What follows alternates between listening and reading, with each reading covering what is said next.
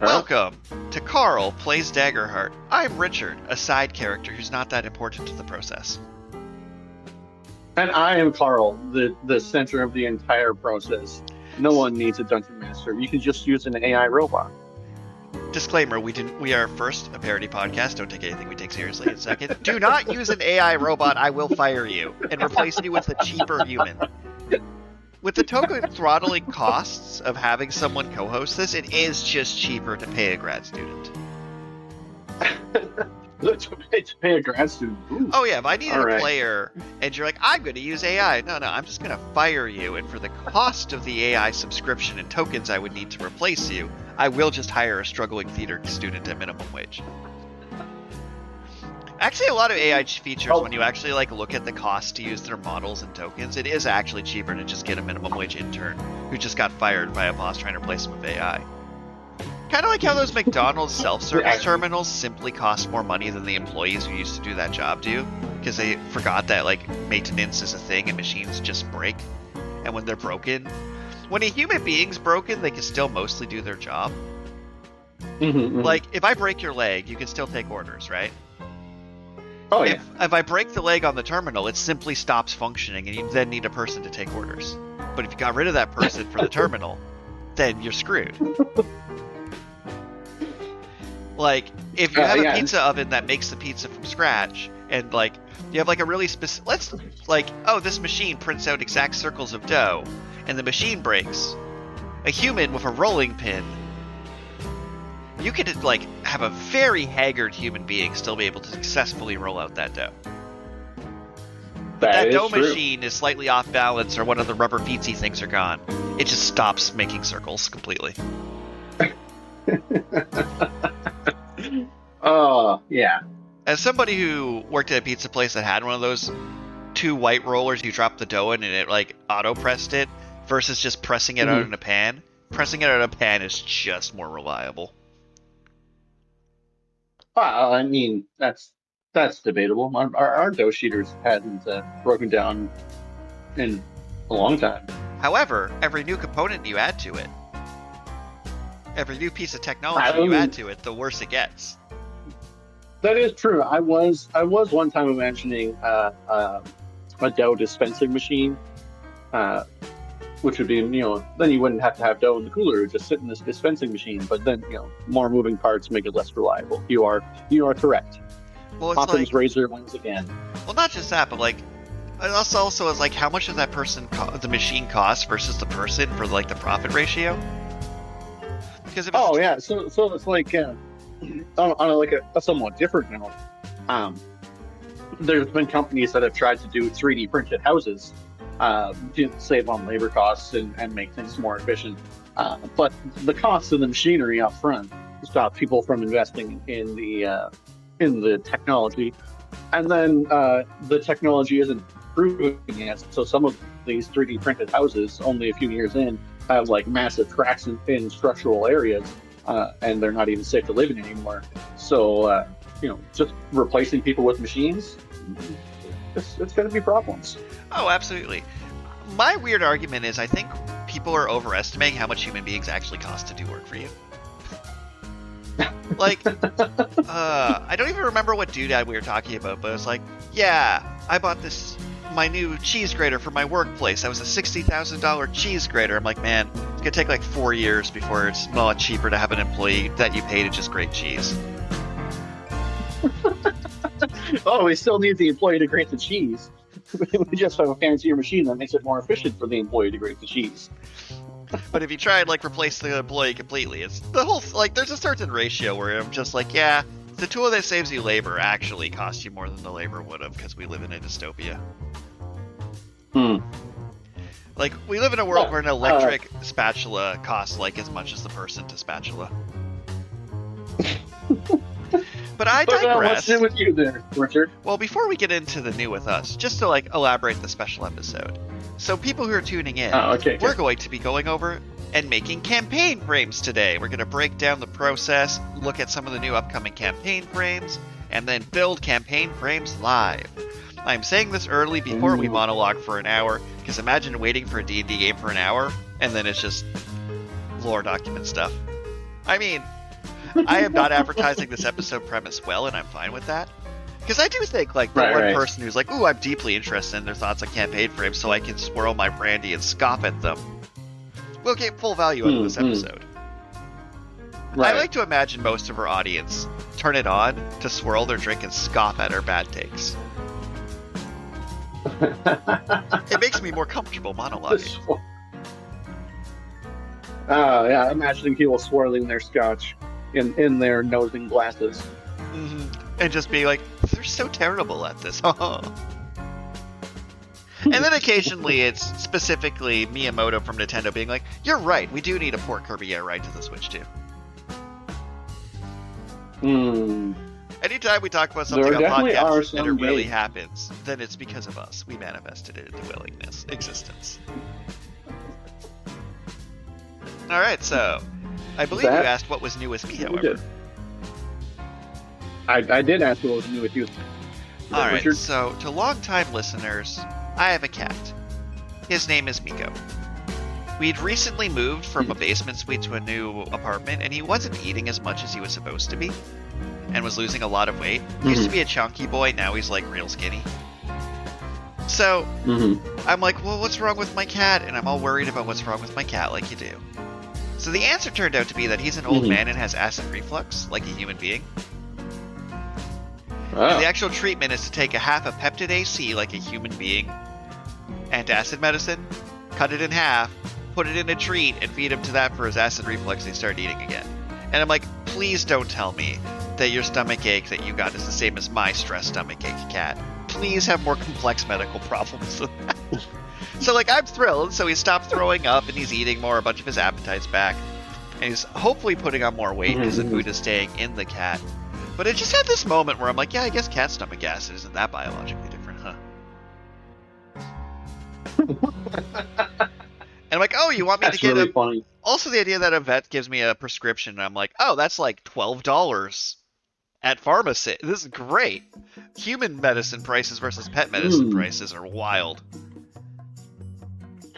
Yeah, we have a cat, and she's a little bit older. I kind of feel like I wish they would, like, I don't know if I want to pay for her to get, like, properly diagnosed, but I think that she might have, like, arthritis in her back legs or something. And so it's like, yeah, once a month you got to come and pay $85 to get your cat a shot so that they will be in less pain. It's like, I mean, I should because that's humane, but at the same time, it's like $85 a month. That's. I mean, to be fair, that's 4 Subway sandwiches now. Remember, dystopia. Fair enough. Well, it's like. I was kind of thinking what's funny is, like, my union has health benefits, and I'm like, in theory, I could lie and say it's medicine for me and, like, actually get it reimbursed. Like, this idea that, like, actually, these are my arthritis shots, so you can get it reimbursed from your health insurance is kind of an amusing concept. Yeah, no, these are my doggy treats, so I'm going to just go ahead and file for those. These are my calcium bites, okay? Dystopia. But yeah, other than that, and being on a deadline for a project and being on a different deadline for another project, I'm doing pretty good. I remember that I live near water, so I went for a walk to a great lake yesterday, and then looked out over it, and it was awe-inspiring. And there was like a boat with a sailboat going by. I'm like, this is like Hallmark photo good. Like, this is great. And then basically just caught up on like my month's worth of phone calls with friends, so I can go back to being antisocial for like another 2-week stint of working.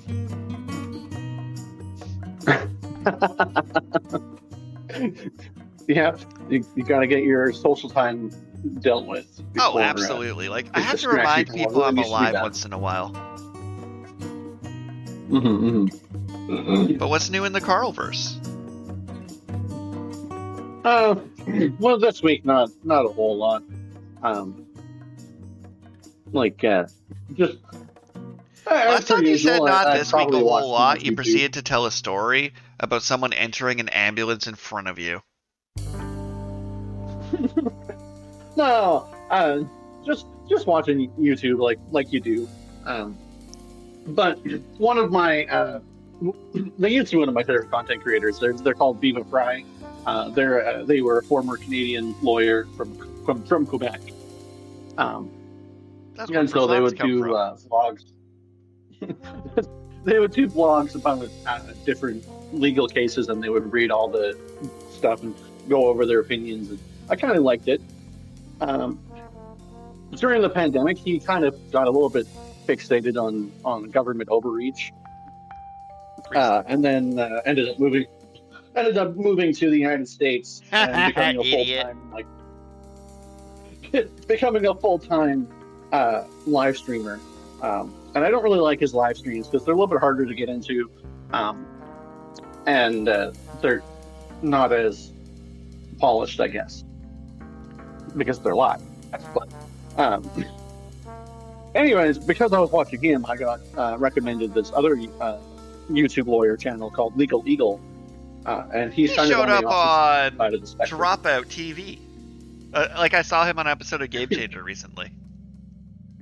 Oh, really? Oh yeah. Huh. The idea for the game show bit was that you had to say things that were as legally dangerous but not cancelable as possible. Like you had to go up to the line of what you could say on TV without getting canceled, and like the lawyers would give you a score of how close you got to saying content you can't say legally. Okay. I appreciate he's that. kind of he's kind of on the opposite side of the spectrum. He's very much so like pro government, and he felt that the government was doing the right thing during the pandemic, which, I mean, the truth is somewhere in the middle, I think. But regardless, The truth I is was usually people watching. suck. Usually, but so I was watching YouTube, and one of his videos came up because I haven't unsubscribed from either of these channels, and it was a video about a recent legal case in the States where Google and Meta were actually sued for damages caused by social media addiction. Good, because they had slides going around saying we're trying to addict children to social media. Exactly. But for whatever reason, I decided to take a look at the comment section. I almost never go to comment sections because, I mean, I'm sure they're not all just terrible people. But in this particular comment section, one person was like, "Oh, I'm gonna unsubscribe because think of the children is always grift." Like, what are you talking about? Social media addiction is like a bipartisan issue. Like this, you're not taking a political stance and saying people are addicted to social media.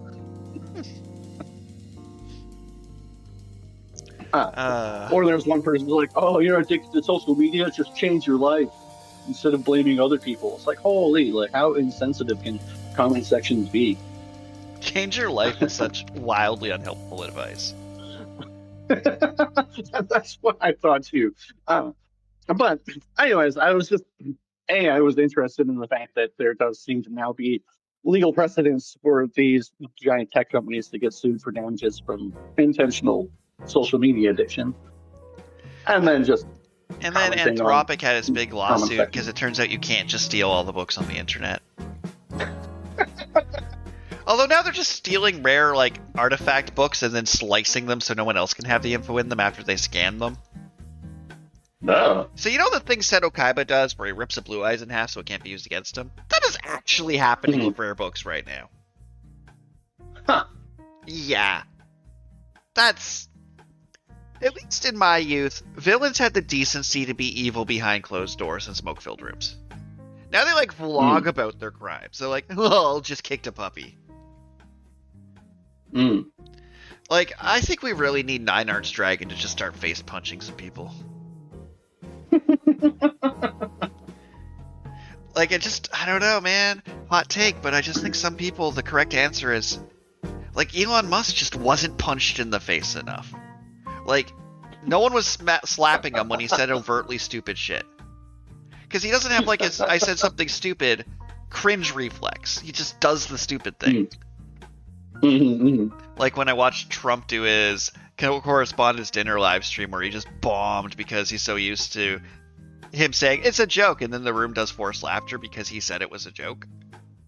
Because he has sycophants. So it's like he's just not funny. Which is in any event, so what's new with you is a dislike of corporate, lack of corporate accountability, which is fair. Unless I misunderstood it, you're pro corporations not being accountable. Oh, no. I'm definitely on the side of the people doing the suing, because, like, you don't think it's the right of the free market for companies to addict children to their projects knowingly?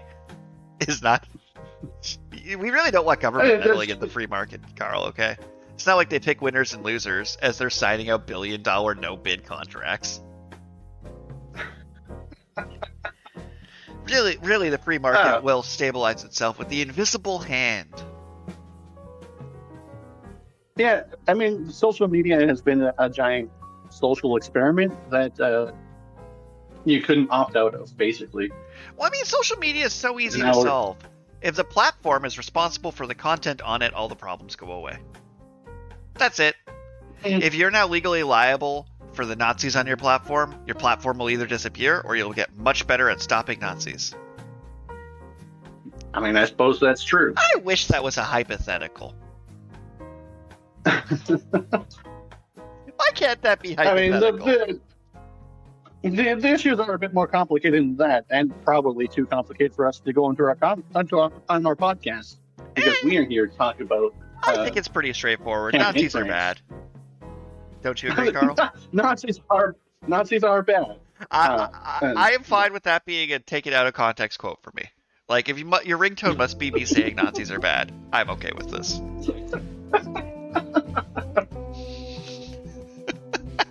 All right. But yes, we are here to talk about campaign frames. You can tell from this insanely relatable monologue we just gave about. Actually, with our target audience on this one, I think a lot of people playing Daggerheart are like, you know what?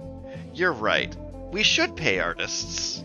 Overrunning capitalism is bad, and people shouldn't be addicted to Facebook. Are probably not that hot of takes in this environment. Yeah, I don't think those are hot takes. But what is a hot take, however, is one of the best things to eat on a hot summer day is an Italian sandwich on ciabatta bread. Why is that? Is it because the sandwich is literally hot? Yeah, like it was like a somewhat spicy Italian sub I had yesterday, and I'm like, this is just delicious. It's just a perfect pairing. I just feel the need to mention that to the universe. If the only takeaway is it's hot outside, so I need like a high quality Italian sub, yes. That is objectively correct. Alright, so to go into a bit of meta context, a few weeks ago on our other podcast, Deep Space and Dragons, we were talking about what kind of world building and settings would make good adaptations to things. Which led to me aggressively needing to publicly apologize for calling Carl's idea and genre he picked stupid. It is, but I was rude about it. However, this week, to do justice to that, we're going to look into the idea of a campaign frame and what kind of like touchstones and settings and things create engaging play experiences. And the idea is that for anyone trying to make their own campaign frame, they can either scoff at us while swirling their whiskey, or maybe learn something as we try and go through the process in real time. And I think we'll start by like going over some existing campaign frames and talking about them to see like how they work. But we'll start by going and widening the scope a bit. Campaign frames as a concept is something Daggerheart does different than a lot of games on the note of campaign frame versus setting book. So campaign frames are typically in the like 5 to 20 page range. Like a campaign frame is typically smaller than an adventure when you print it out. Right. Where if we look at 5e, they didn't have campaign frames. They had full ass settings. The closest thing to a campaign frame is when they were putting out those early MTG crossovers before they did full books, where they did like their plane shift campaign frame. Oh, also 5e at Gen Con announced that they're doing a Star Wars crossover and a World of Warcraft crossover. Because D&D needs to get that Universes Beyond money. So I just... Right. Fun fact. Wizards of the Coast are the ones who put out the Star Wars tabletop RPG that then folded, and then when licenses changed. And for them to be like, oh, we're going to make this an add-on for 5e is the most pointless-ass thing. Because there's just like 13 Star Wars TTRPGs already. Hundreds of homebrew. Full-on module conversions. And the very idea, you're like, actually, don't you want to brand the Star Wars branded Wizards of the Coast 5.5e mod? I'm like, that is the worst way to do it. The idea you'd probably have to buy a 3-book set to play like Star Wars in D&D 5e. Fills me with hate. Yeah, but seems on topic. You just don't need it. You definitely don't need that book to be able to play Star Wars. There's enough content out there, you could just do it. Yeah. For sure. And also there's a lot of games that are like Star Wars inspired. Like if you want to find a TTRPG, like I actually don't know what the difference between playing like Starfinder and Star Wars would actually be. Yeah, and Starfinder is the like official Wizards of the Coast D&D sci-fi. Spelljammer is the Wizards of the Coast one. I think Starfinder's the Pathfinder one. Yeah, that would make sense. But I think Star Wars. So I literally Googled Star Wars TTRPGs, and it's like a guide to the big 4 Star Wars TTRPGs for things that do not need a tie-in. Mm-hmm. If something says a guide to the big 4 of something, there's probably enough of those. Probably. So the reason I bring this up is the idea that D&D itself, name brand D&D, has really 5 big quote-unquote campaign frames of like, instead of campaign frames, it's like, do you want to do Forgotten Realms, Dark Sun, Eberron, Grey whatever, or any of the MTG crossover ones like Theros and crap. Those typically involve like an entire book that's like a unique monster manual for an area with a few magic items and a few things, and almost always don't have adventures that go with them. Right, so it's like this full 100 plus page book that you can use as inspiration for your campaign, and has so much new, like, fine detail, but doesn't actually tell you how to use the concept. Yeah, like Guildmaster's Guide to Ravnica is 256 pages long. What's funny is what I actually ended up using that for is when I was running Water's Deep Dragon Heist, and that book didn't have enough about Water's Deep to really have people explore Water's Deep. So I just kind of made Ravnica instead. But I found, like, for books I actually used for 5e, which is funny because this is specifically a Daggerheart episode, but it feels good for reference to monologue about it, is I used I used like the Lost Mine of Fidelber's Adventure, the 2 Hoard of the Dragon Queen books, the Yawning Portal Adventures to shove in when I need an adventure, and then the Sword Coast Adventures Guide to like tell me about the places that would happen in the adventure that didn't really come up. And then like the Xanathar's Guide for random other side quests. So the Xanathar's Guide was really more a player book than a DM book, honestly. That it was. But I'm going to throw it back to you. For D&D campaign frames, basically, which are different, because we'll go into the differences in a minute, what tools were you using for 5e for, like, building around a setting? Well, see, I've always planned my adventures slightly differently, because the generic D&D, like, I guess Sword Coast, Theron, Forgotten Realms, I guess, is the setting. It doesn't really, unless your characters are really invested in the lore of the setting. It's like you've met my players. The lore almost doesn't matter. Kinda. Like I said, you've met my players, where to my players, for especially my first campaign, that was like their primary goal in life, was the lore mattering. But the lore that's more important is the lore that you build up in the story that you tell. And you, as a DM, you can try to tie in your lore with the wider lore of the setting. But by and large, I generally, if it says you go to Waterdeep, I'm like, okay, then I guess to go to Waterdeep, but I'm not going to look up what's all in Waterdeep. I'm just going to make Waterdeep suit what I need for the campaign. Because my players they're not asking questions about ancient gods and the Pantheon some players might ask about political strife, but again, you just mold that to suit the campaign, and I try to use those questions to guide players. They get the information they want, but it guides them where I want the campaign to go. Where my players were sociopaths and needed to, my players are beloved. I want to be clear, but there would literally be so how does the political structure of this town fall? I swear, I was under a constant quiz. I raised my own bar too high is what happened. Because at one point they were literally asking see, my problem is me DM versus you is if a player were to ask you, hey guard, who's your boss, who pays your salary, because I pay taxes, I pay your salary, you'd be like, none of your business. And I'll be like, yeah, how does that work? And I would answer it like an idiot. I would be like, well, you see, each area has an alderman who then works under the council of the regional, and then they're like, awesome, I want to get invested in this political thing. I'm like, I really need to stop bullshitting. Oh god, what have I done? Just can't leave well enough alone, can I?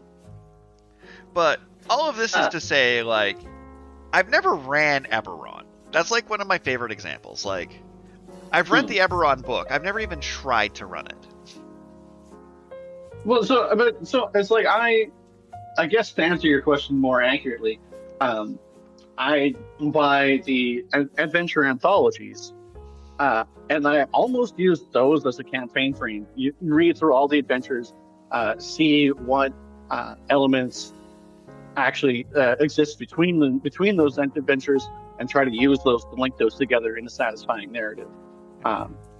And so it's to me, like you say, the campaign frames don't have adventures, and to me, the adventure is so paramount that I actually build my frame around the set of adventures that I want to try and run.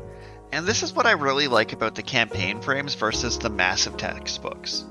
So, what I like about the campaign frames in Daggerheart is I use them as my Session Zero guidebook in a way. And I did this to you, our second episode, I think, was me doing this, where we literally go through each bullet point on the frame as a group. Because what I found for these settings is the settings were so disconnected from what my players would actually do that, I'd be like, I'm going to run Wildmount Critical Role Inspired Session using the new Wildmount guide. And then not Wildmount, Tal'Dorei guide. There we go. A different book. Right. But my players wouldn't build characters who had the objective of exploring Tal'Dorei. So our Tal'Dorei campaign didn't do any Tal'Doreing. Yeah, there's even my character was from Craghammer, from a city in the Critical Role setting. And I tried to get our party to go to Craghammer. But, I was like, yeah, let's go to Craghammer. Like, oh, let's do some other stuff first. Like, then we'll go to Craghammer. And it's like, next session we go somewhere else. Are we going to Craghammer yet? No, we're going to go here. It's like, oh, okay. Well, I guess that campaign ended up spending more time in the Feywild than anywhere. Yeah, exactly. And the Feywild's not even the setting that they signed up to play. So what's cool about the campaign frames is they all feel like their settings are designed for the adventure that takes place there, not the other way around. So it's like, say I want to run an Avatar: The Last Airbender campaign. I don't think it would behoove me to get a map of the 4 nations and run a campaign if I don't also pair it with what the adventure style of it is. So for example, Avatar was a heroic fantasy. It was the most hero journeyest thing ever written. Right. To a point where we watch him recap his hero's journey by going through another hero's journey to visit the 7 elements. The 7 chakras. Yeah. And it was one of the most adventure stories to adventure story. Legend of Korra was the first season was urban terrorism. And then the second season was not that, it was just bad. And then the third and the fourth were about like, okay, now we're opening the world back up and look at. It was more about how has the world changed before and after. Right. But you would play those completely differently. So just like, oh, I'm running an Avatar campaign.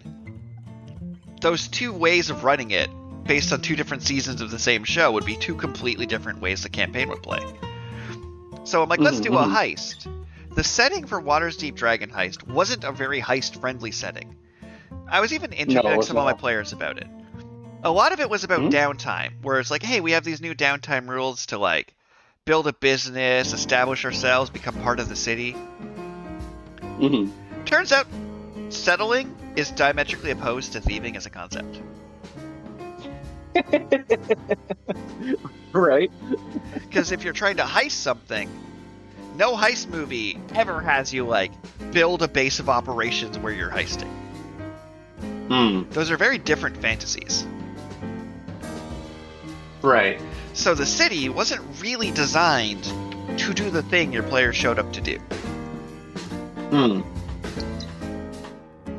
Where like Lost Mine of Phandelver, which told us next to nothing, was like, hey, you're on a quest to find a dwarven mine that has treasure in it. So from the first sentence, like, you are characters who are there to go in dungeons. Oh, look, on that tower, there's a dragon. Right. It's kind of funny that, like, every good D&D starter kit will have a dungeon and a dragon in it specifically. It's in the name. But what I found for the campaign frames is, like, literally going through them with the group in a session 0 and building all the characters together, even if people come with an idea, gets them much more on board and much more, like, overt, metagamey about what they're building their character to do specifically. Like, for example, if I had said at the start of the Water's Deep Dragon Heist, I have built the city of Crimetopia. Everyone's a criminal here. And you're building characters to steal gold. The tone of feel of this is steal money. The pitch is you're criminals to steal money. Like, I do wonder if, like, building a setting around a heist would work better than building a heist around a setting.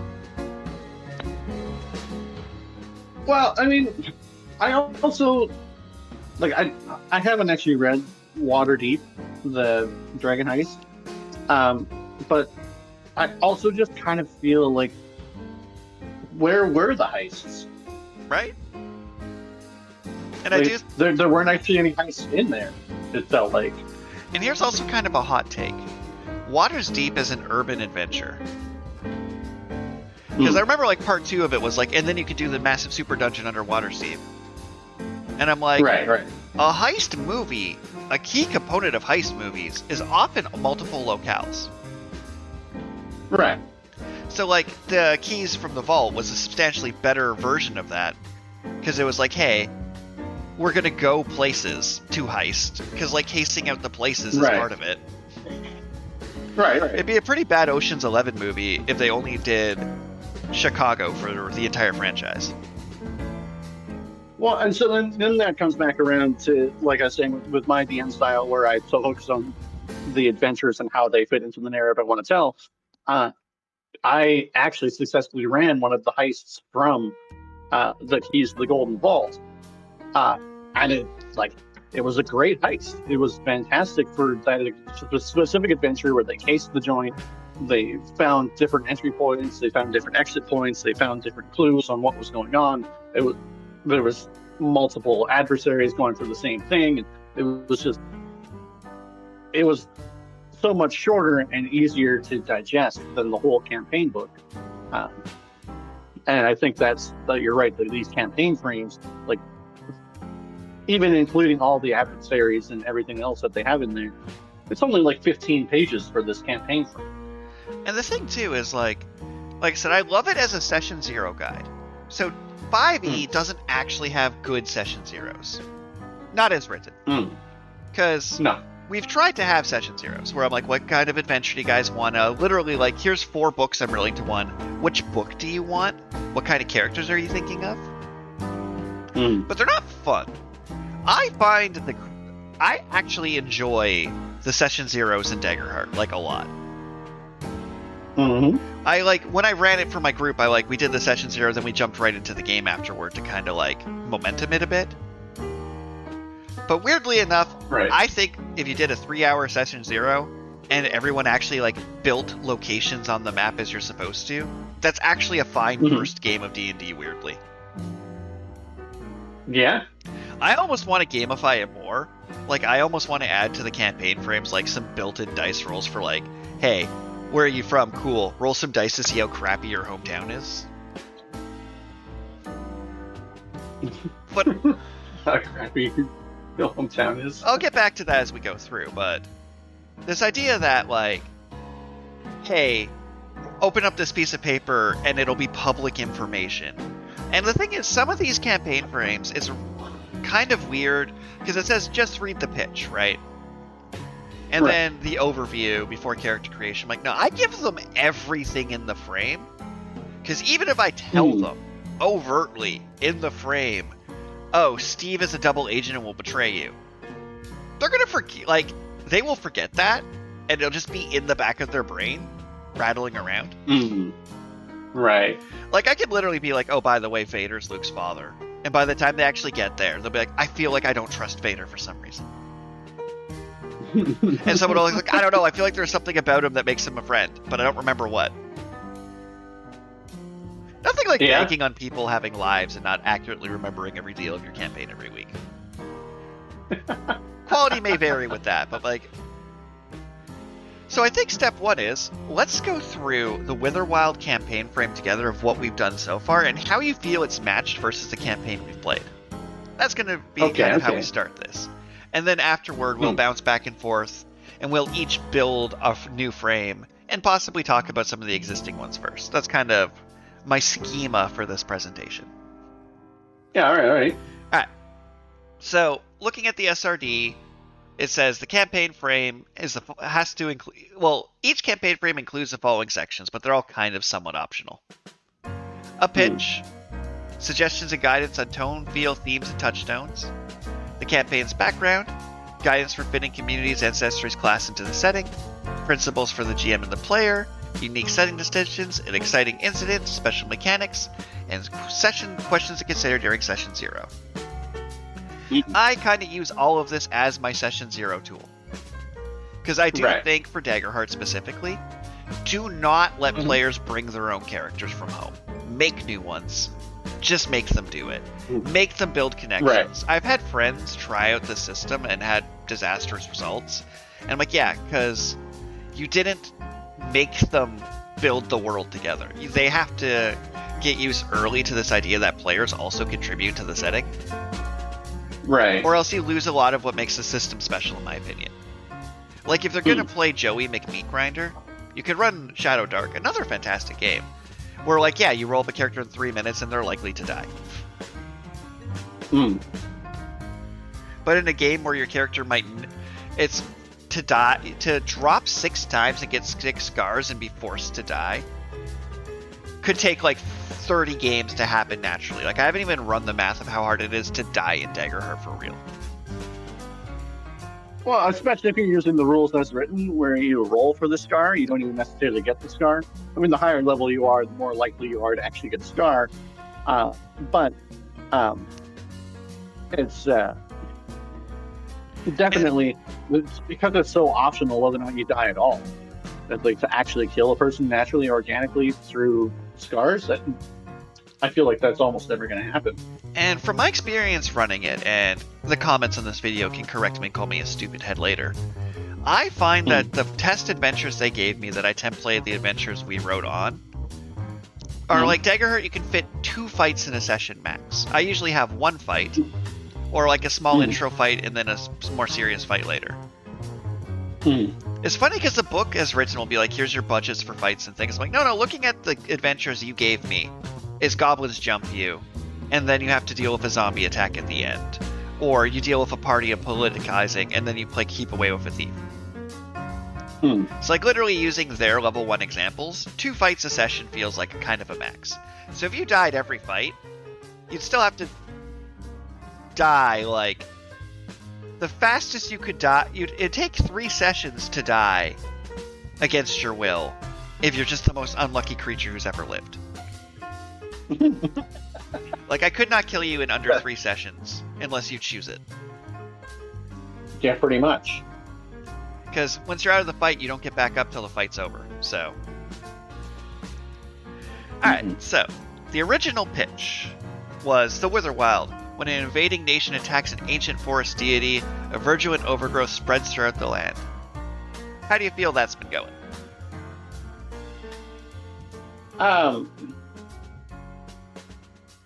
Well, so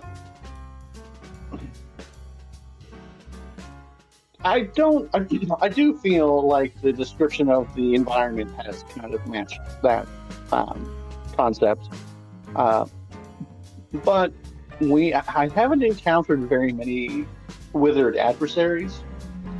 I think I haven't been clear about what the withered adversaries are, because like the zombies in the first, like the plant monsters in many of the sessions were withered. So like every one of those stone zombie type things I've thrown at you has been a withered enemy. Right. The plant creatures were withered. But like you've also been involved in a lot of like political enemies so far. Mm-hmm. So I think you probably Elroy encountered a lot more of them than Lyra did. That is true. Elroy did spend more time just out in the wilderness, where Lyra has spent a significant amount of her time actually in cities, dealing with political issues. And I think the cultists could have been withered. I don't remember if I made the choice or not. But making them withered would have... In retrospect, I should have like made that the thing that was medically wrong with them. You thought they were withered, yeah. Yeah. Alright, so the pitch is, Fainwick was once a place of great abundance and peace, dangerous to those unfamiliar, but with a cornucopia to those who respect his ways. When Haven invaded the wilds and forced land Eternal Spring, dangerous bloom known as the Witherwild took hold and now threatens the lives of Wither and Witherwild, who play unlikely heroes from Hundred Beginnings, who are reckoning with their newfound duty to save Fainwick's people from dangerous corruption. How do you feel that has been going? I mean, that I do feel... I think that's more accurate to how our campaign has been going. Because, like, we've been talking about the Fane Wraith and their plans to, do whatever with the eyes of the owl that have caused the problems, and Haven doing whatever they want to do with the eyes. And especially as we're building towards the next session of our Daggerheart campaign, where I'm going to be needing one of the named characters, the Archmage that tried to frame Lyra for killing the Spymaster. I feel like that we are following that pitch. I mean, I don't feel like it gives a very clear picture of what I was going to be doing to fight the dangerous corruption, per se. But I do feel like it does match what our campaign has done. And then for tone and feel, we have adventurous, dynamic, epic, heroic, thrilling, uncanny, and whimsical. So off stream we're talking about the like, how do you get the tone and feel? How does it affect like how the campaign is run? So I will say, when I hear things like adventurous, epic, heroic, thrilling, means I'm more inclined to like encourage and dramatize roles to let you do really epic things. Like when you're like, oh, this is a campaign where like, oh, I want to jump off this eagle and punch a goblin while I land, I'm gonna let you. Right. And like, I don't know, in my brain for the idea of like epic, that's like the massive expanse of armies and battles and things are less like what I was going in, more like the scale of climbing a thunder mountain kind of things.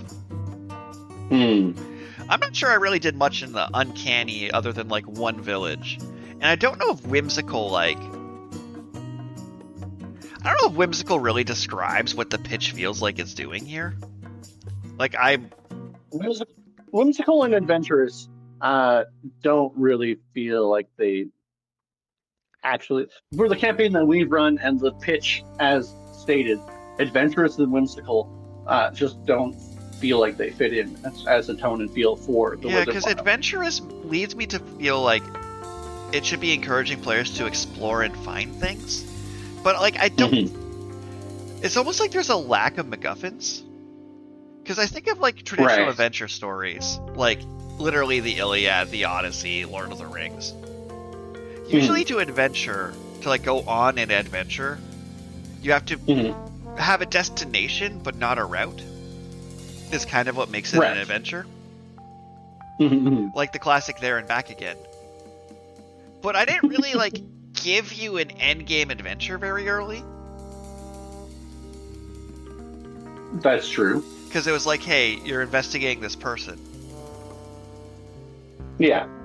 I don't know. Maybe if like I was clear from session 1, you're trying to find this magic owl, that might have worked.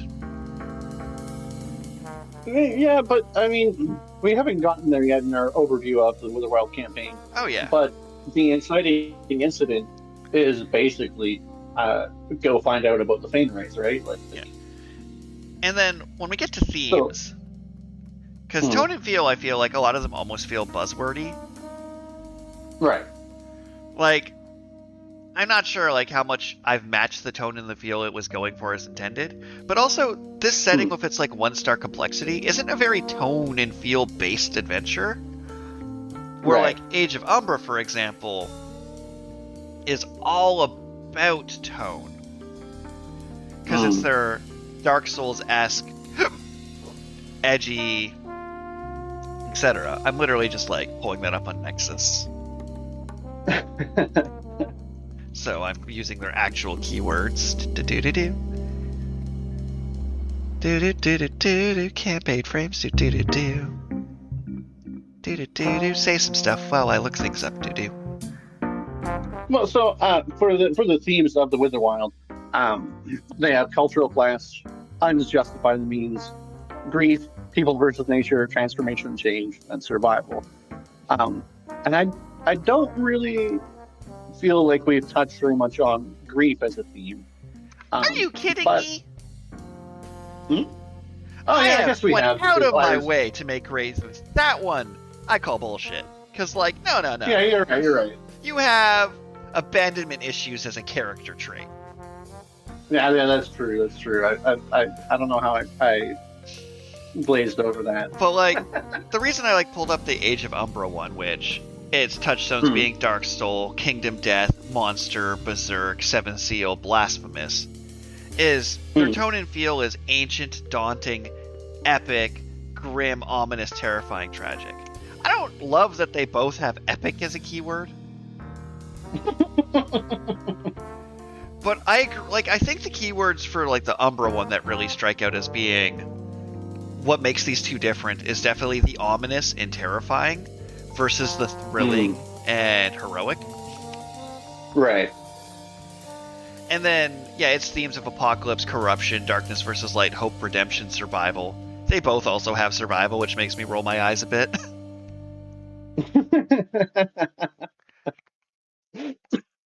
Because, like, I think the themes in Witherwild that I found more interesting while running it, and I put a lot more pressure on my other group versus yours for this because I have multiple people. Right. Is having people versus nature, i.e. city slicking characters versus out woodsy ones, and what the pros and the cons of both of those are. Right. Because it's like, it's so easy with the rant I just gave for 20 minutes at the start of this episode about corporations, technology, being like, yeah, cities suck. But being eaten by bears also sucks. So, like, I've been trying really hard to not default to the Haven bad, Fanewick good, because people bad, nature good. I'm like, no, there's a balance. There's a reason we don't live in the woods right now. Right, and then, like, the themes of cultural clash and ends justify the means are definitely something that comes up in right in that pitch when they're saying about dangerous corruption. It's like, are they corrupt? Are they actually meaning well and just doing evil? Or is it just a cultural misunderstanding and it's something that people could talk out, you know? But I do find survival and transformation and change haven't been particularly useful in this one. Survival in your RPG is not really a helpful theme, if we're being honest. No, it is not. Like, weirdly enough, the people versus nature kind of says the same thing as survival, but better in that context. I agree. And transformation and change. The thing about it is, like, the idea that over this course of this story, characters arc. My other group, I'm pushing at it a little more, because the idea is, like, I really encourage them to be very firmly aligned with one of these two groups, but then travel with people from the other way of life to kind of, like, change their point of view. Mm-hmm. At least was, like, my theory of how I could do that kind of change. Right. But, like, that's kind of where I land at for themes, is, like, some of these seem like they're really useful. And I think, for you as a player, did any of these, like, affect how you built characters when I once upon a time yelled out this list at you? Because I'm not sure it did. No, not really. I had a character concept, and I gave you a whole backstory, and then I let you kind of figure out how that backstory would fit into the narrative you were trying to tell. Which is part of why I feel like Lyra, the multiple people session zeros is a stronger way to build this game. Mm-hmm. Then with Lyra, I was creating a replacement character that would replace my Leroy that had died. But she was already in the story. So it's like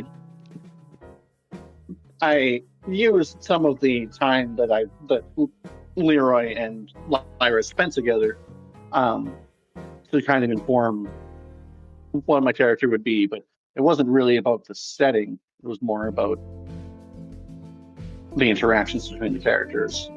Fair.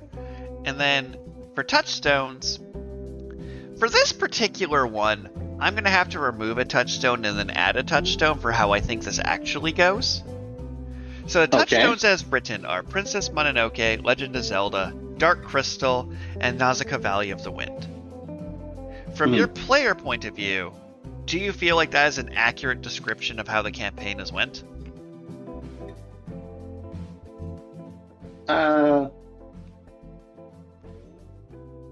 So, I mean, the only one that I really question personally, like, I'm not overly familiar with Nausicaa and the Valley of the Wind, but I kind of feel like that's more on the whimsical side than the other three. And we have not been very whimsical. So, Princess Mononoke really feels like how this could be run if you had the players that were into that strategy. Like, oh, the romance between Wolf Girl and Gun Guy as the nature spirits attacking. Like, yeah, I can see that. Yeah. What I don't see is any Legend of Zelda in this whatsoever. I mean, that's fair. So I think what is missing from Legend of Zelda is I don't think you can use Legend of Zelda blank as a touchstone at all. I think you have to pick a Zelda game. That is also definitely true. But there's a huge difference between Wind Waker and Ocarina of Time. Like, they're not even close in what their themes and tones are. Either the original Zelda or Ocarina of Time. Let's assume they mean those two.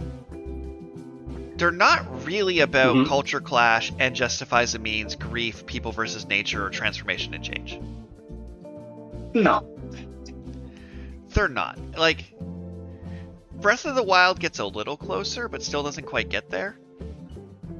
Instead, what the actual touchstone is it's the Forgotten Realms. It is.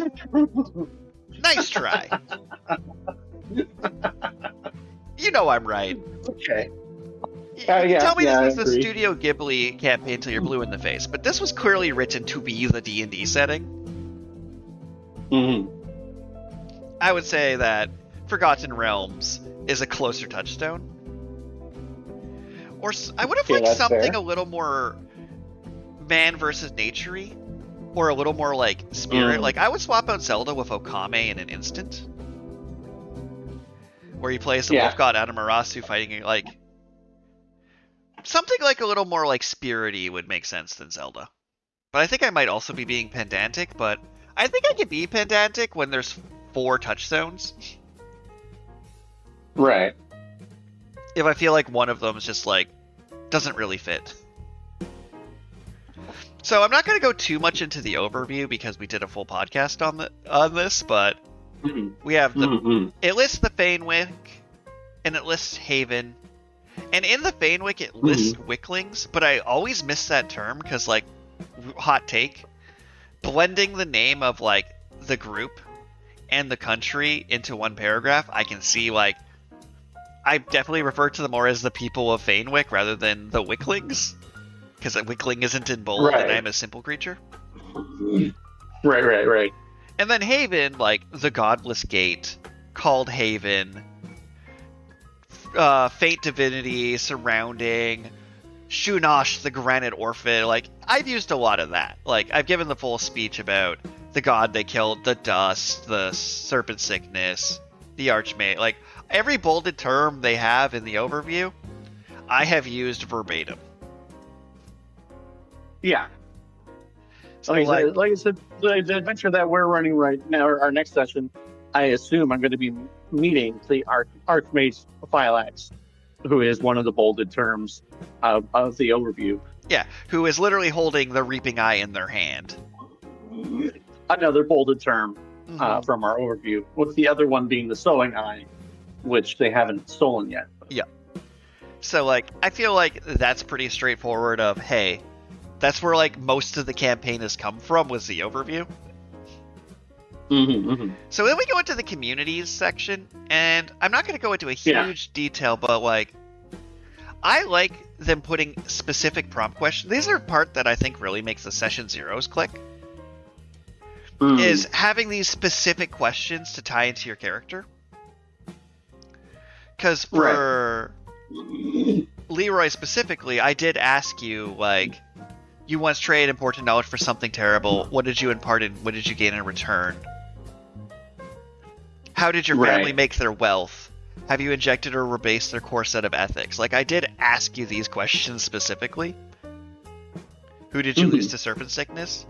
Not all of it came up, but it was, like, specifically asked to you. Yeah, I mean, like, those questions, as much as I say my character wasn't really informed by the setting, those questions did actually help immerse Leroy into the setting, as opposed to just being the concept that could slot into any adventure. And also it does a popcorn effect when you have a group. Because once you have one person say something, it kind of, like, gives people things to play off each other. Right. Because if you're like, oh, my family are drug merchants in Haven, it can inspire someone to be like, my character is a drug smuggler, or, like, my character is a cop who hates you. Right. So, it's funny is, all the frames feel the need to say all communities are available, or none of the frames in either of the books tell you you're not allowed to use things, which is reasonable. That slot is definitely there for homebrewers, but I firmly believe, let your players use stuff in the core rulebooks, guys. I would never be like, hey, you bought Daggerheart, Hope, and Fear, you can't use those new classes. No, I refuse. My setting doesn't allow magic, okay, guys? Isn't it really a good way to run an RPG, if I'm being honest? Well, yeah, because a significant portion of TTRPGs is the freedom and expression. So, and a lot of times, taking away options is never good. And a lot of times I'll be like, hey, if you have to mod the game to a certain point, like I was ranting about 5e Star Wars later, just play it out of a different game. Ugh. Being a Jedi in 5e, being a thing you can make on D&D Beyond, and then show up to Adventures League with your Jedi and arguing it should be legal because it's an official 5e product. It's just a recipe for disaster. As someone who runs local games, I hate it so much.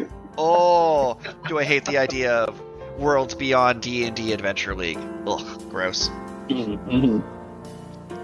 Anyway, then we get to the Ancestries, which this one is like it's less a prompty than the communities for Witherwild specifically, and instead is like, here's some ancestries of how the setting can tie into them a bit. Clank's made of this based on where they're from. Fungus is doing this. After the Witherwild, some this have horns and things. Like, just Many families of Galapa and Ribbits who live in the bogs of Bainwith were displaced when the army invaded. I think that one's actually done some stuff in my campaigns. People love Ribbits. That's true. People love playing a Ribbit. And then they talk about... Even Leroy was half Ribbit because I found the time to be amusing. Oh yeah, 2.5 players have been Ribbits in my... Well, more than that, actually. Like, a decent... I'd say, like, Ribbit is easily the most played race. Mm. And the Ribbit character in the prefabs is the most picked fastest picked prefab every time. Well, part of that is because... They're awesome. Ribbits are awesome, but they're also uncommon in terms of other TTRPGs. So it's something that's more interesting for sure. I also think the setting might play a factor. Like, hey, you're in a place called the Witherwild. Like, I'm gonna be a frog. That's true too. Like, I'm surprised no one ever has picked for my campaigns the monkey class in the woods. I'm like, that feels like a really good strategy. I also get a lot of fun rolls because a mushroom person speak to dead in a network of mushrooms is just cool. Yeah. And then we have the classes, which is like, how your like this one's just like, how is your character connected to the natural world? And then they talk about like wizards are more haveny, and sorcerers are more Witherwildy.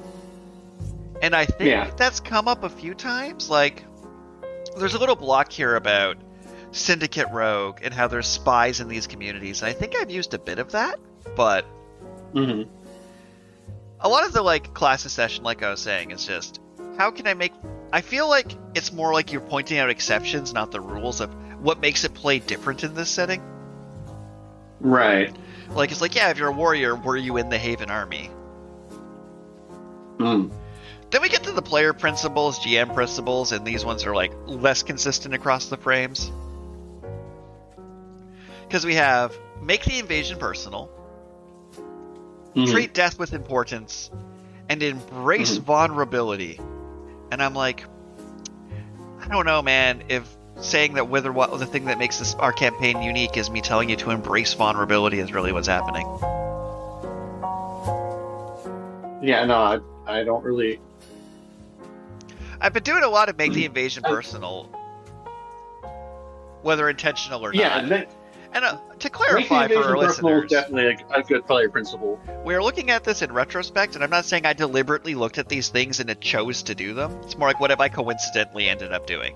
I'm not claiming that I've memorized the frame and am specifically making the invasion personal. This is more a retrospective. And then... treat death with importance is... I'm kind of like 50-50. Leroy's death is one of the main driving forces of my current character. I think as a player principle, it's terrible for this game engine, honestly. Yeah? So, treat death with importance in a game where no one freaking dies. Right. So it's like taking a life should not be done without consideration, desperation, and consequences. Okay, but like, how much mustard can I put on a death scene, really? Because it's like, remember those they've lost and those they've slain. I'm like, but they won't have lost anyone. Well, yeah, because that would require them having made meaningful connections with NPCs, which, as we've established in our... This frame doesn't have NPCs. Like, specifically, like, it doesn't give any that would make sense to lose. Right.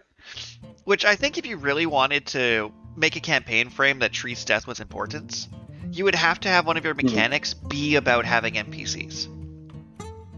Like, for example, that mechanic I put in about those cat folk, they can either give you advantage or take a hit point for you. Right. I think, like, specifically having NPC mechanics can really help the death with importance. Or putting in a campaign role, like, when you go down, you always take a scar.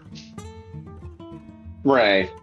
Because I do think that bullet point as a player principle is more like general role-playing advice. Yeah. And there is no mechanical incentive to embrace vulnerability in this setting. There's nothing about how this setting is written that embracing your character's vulnerability does anything. Find your character's humanity and showcase it where you can. They should be vulnerable during quiet moments as they are vicious during violent ones, opening to their allies even if they close themselves off to everyone else. You need a mechanical incentive. So there's like a lot of cards that are like, have a chat with your friend, gain an extra hope type stuff. Mm-hmm. If I really want my players to do this, I don't think a bullet point in session 0 is going to really do it for me. I agree. Now, if I had like a campaign mechanic that was a Fire Emblem support system of have a scene with a player, and if you open up, and I believe you opened up enough, I give you you now get +1 to your help them rolls or something. Like, there's ways you can do it. I'm just like being nitpicky because we are going to go into and then get nitpicked ourselves afterward. Now the GM principles, yeah. Like, do you feel like you've been following these GM principles? Yes. Paint the world in contrast. I would say so. We have the Haven versus the Fanewick, and the night versus day. And, well, even little things like the room full of cat spirits being calm and peaceful after going through the lightning volcano exploding you.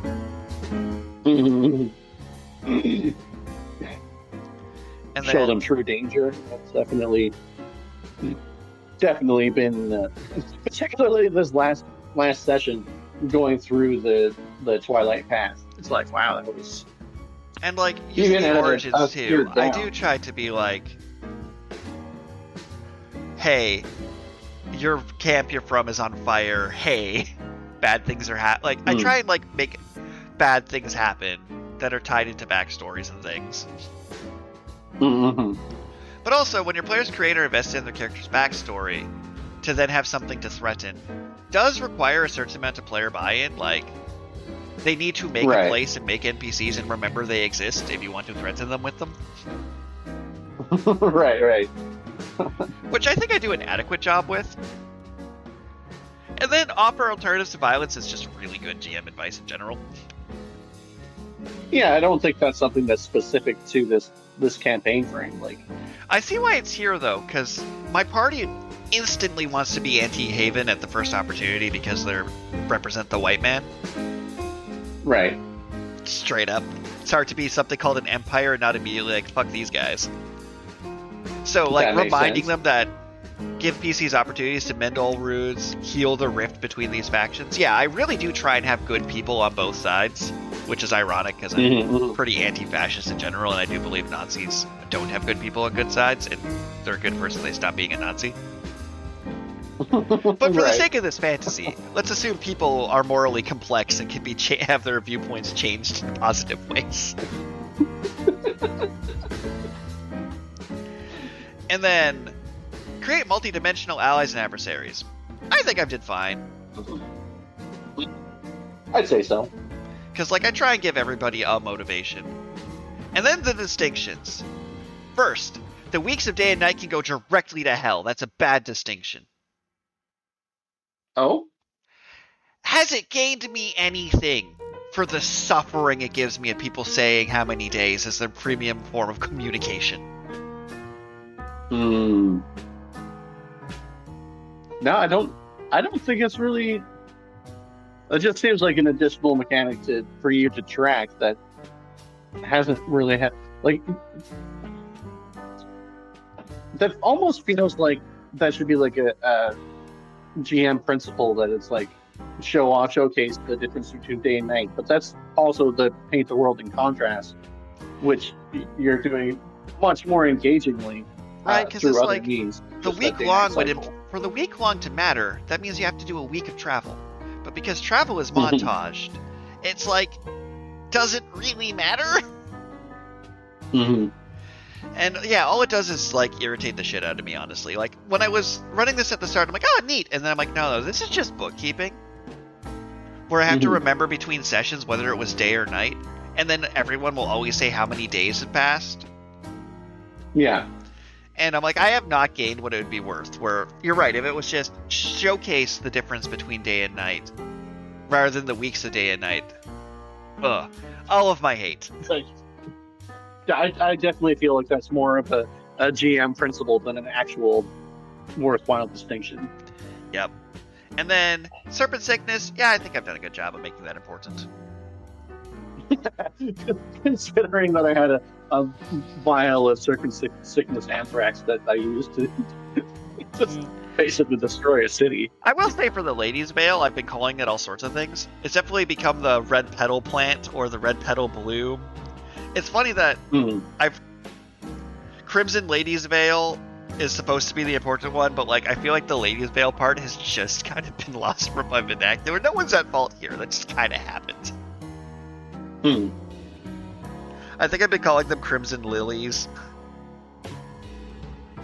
I mean, they do what they're supposed to do for the story, though. Right, but the name doesn't really matter. The MacGuffin. And then the Witherwild itself about the corruption. I think when I do it well. Like the withered beings, the animals, the vines around the statues trying to murder you. I'm proud of that one, by the way.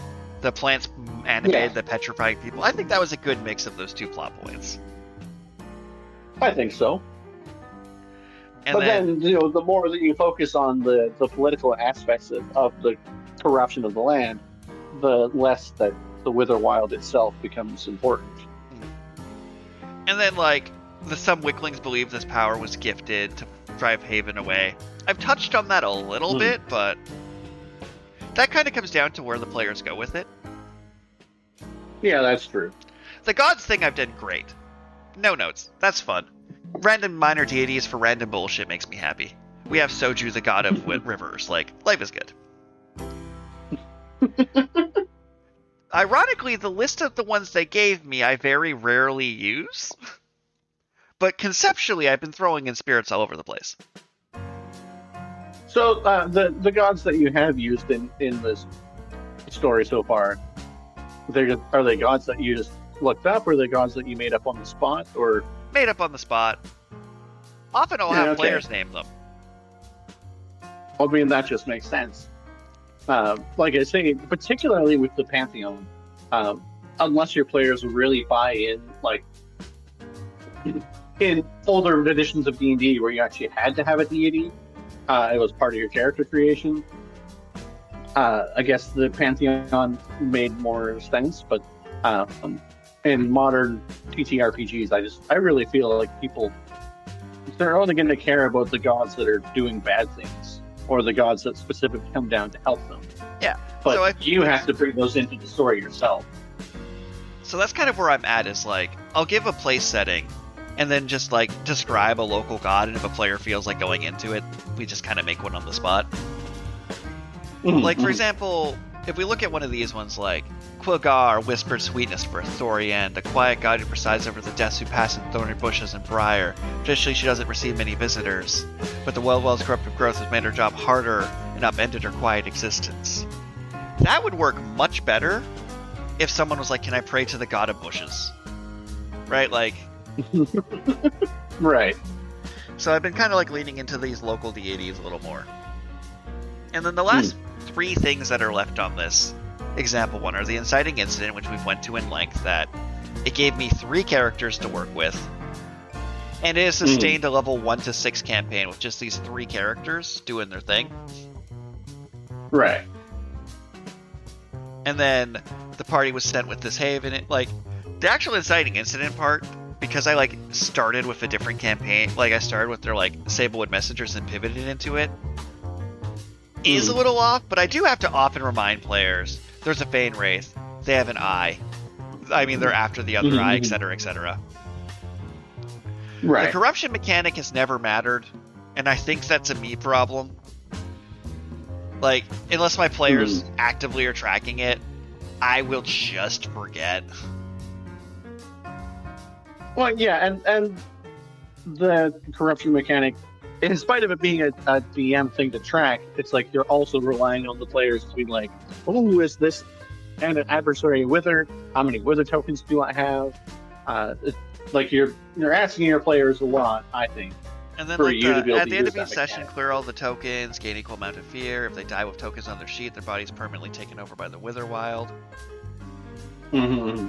Like, that one's interesting, because it's like, if I was actually doing it, my earlier complaints about players' death not happening enough.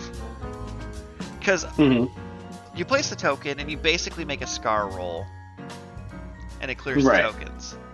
But if they die, with the tokens on them, they come back as like a zombie. I don't know, it just doesn't really... I think it's a me thing more than anything. They just haven't been paying attention to it. That might be true. But also, like, everyone would need to care. It also doesn't come up...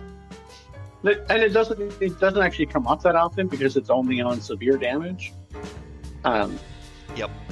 And, like, especially seeing as you can reduce damage with armor slots, like, how often do you even take severe damage? Like... Yeah. And then the final how one many sessions we had? I think...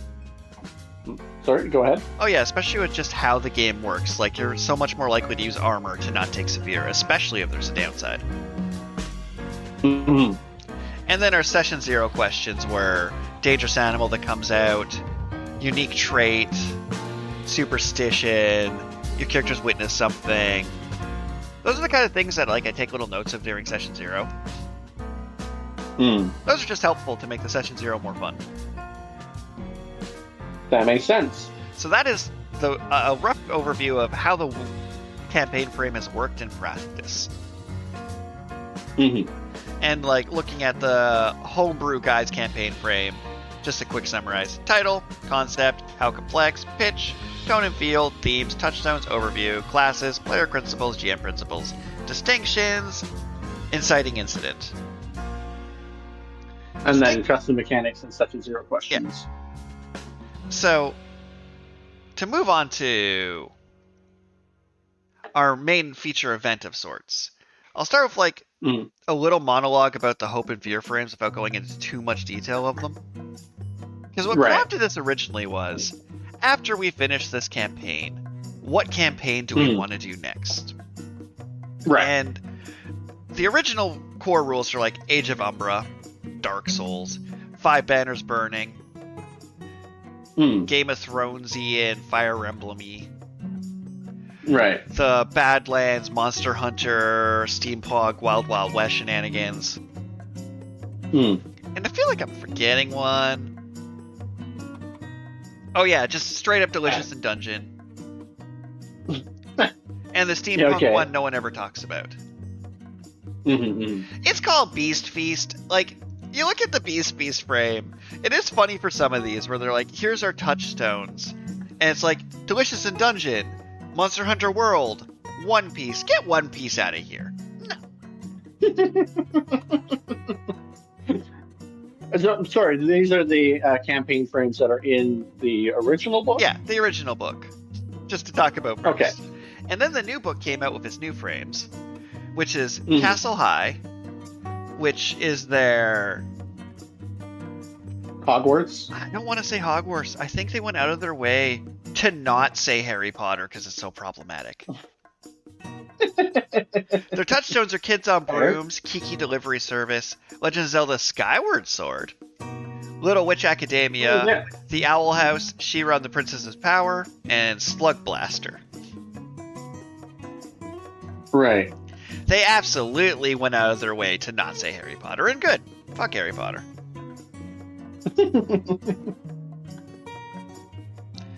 But, like, as a general rule, that one, for the Castle High one, I do not think anyone's playing that with me, and I don't think it's the frame's fault. So, what are your thoughts on the Castle High setting? My thoughts on Castle High? Yeah, we'll just kind of go like your thoughts on going over a couple of them. Modern fantasy world teenagers attend a boarding school in the clouds, sneak out of class to fly brooms, explore floating islands, and save their friends. Not Harry Potter. Well, so, on the one hand, so when I've been thinking about what settings that I think would be interesting, I have been trying to consider the story that was told that I've seen in that setting, and the setting itself, and what actually makes the setting interesting versus what about the story complements the setting.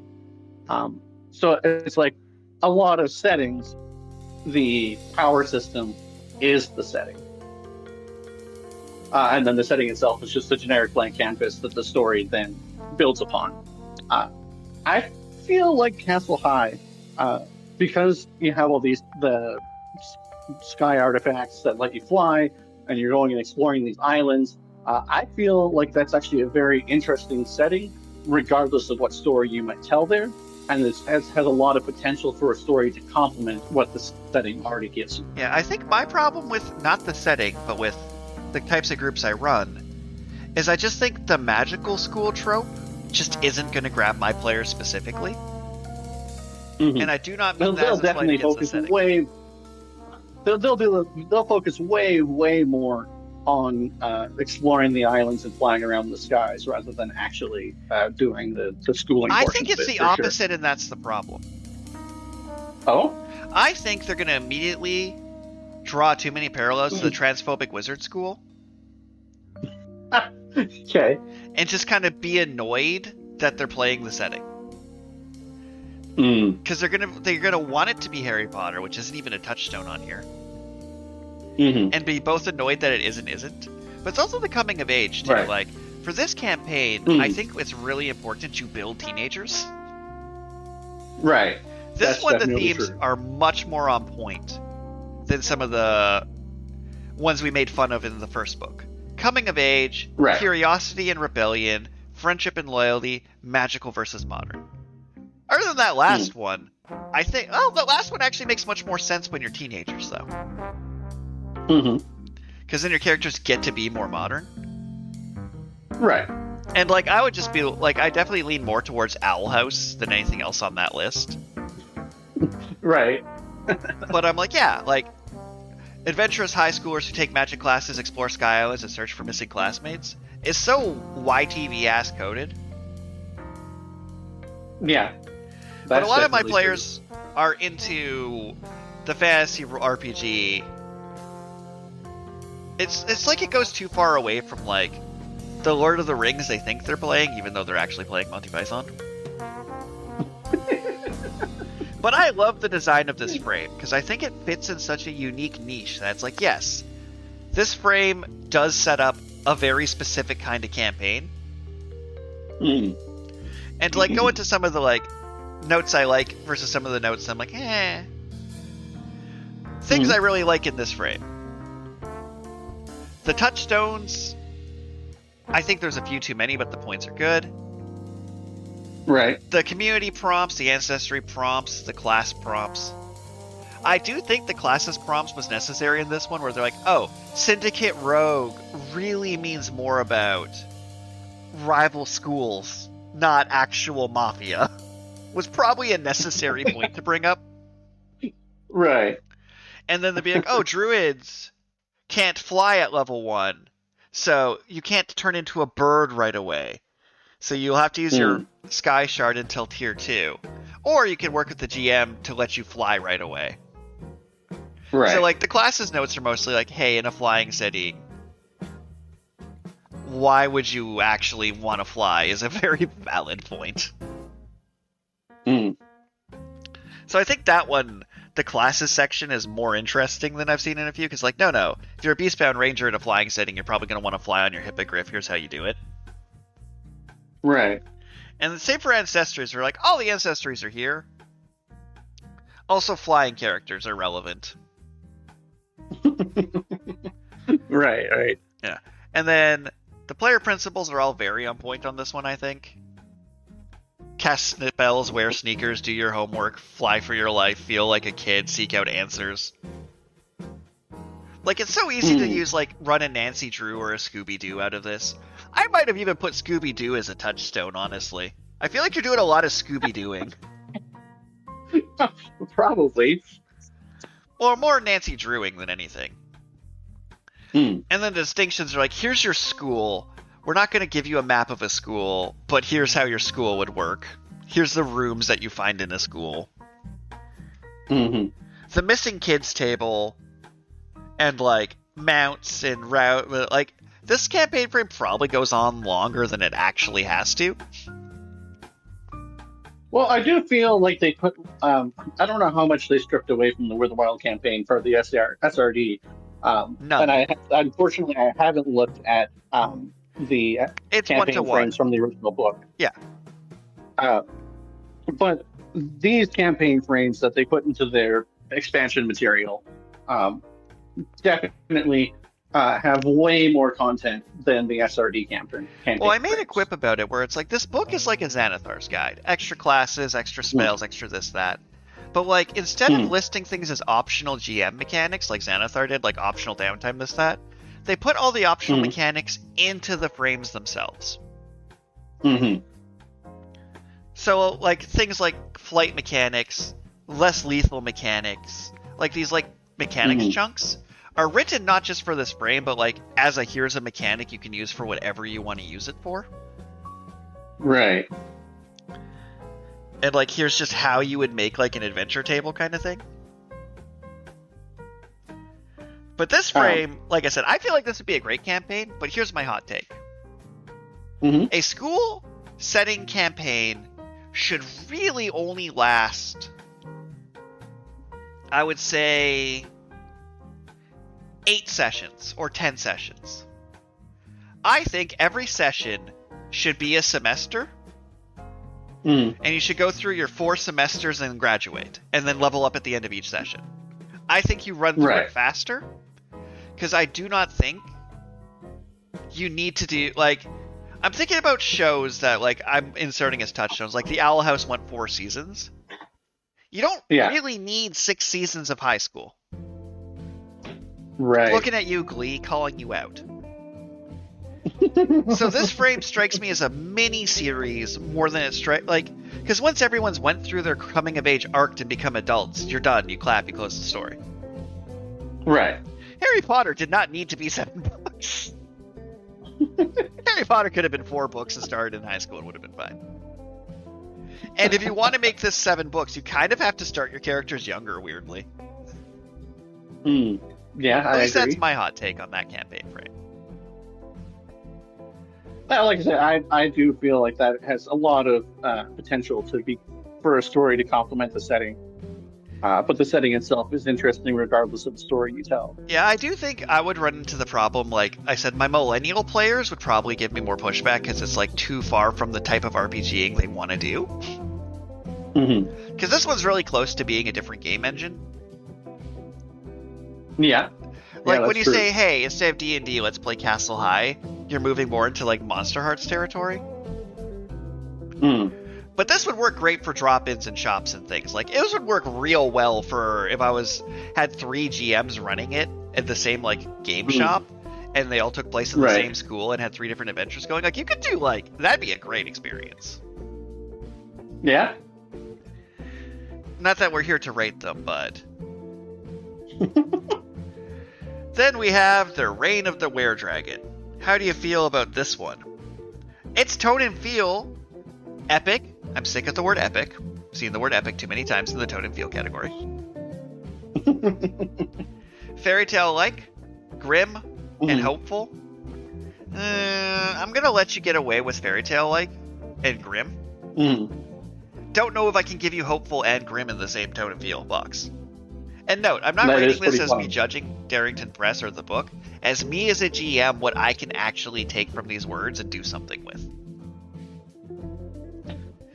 Because, like, to directly the Reign of the Were-Dragon, just as a brief overview of what I think about it, is that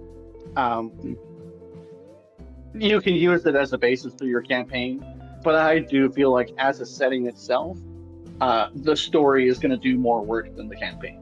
Oh, yeah. Than the frame. Like, to keep like, my micro-zune at tone and feel.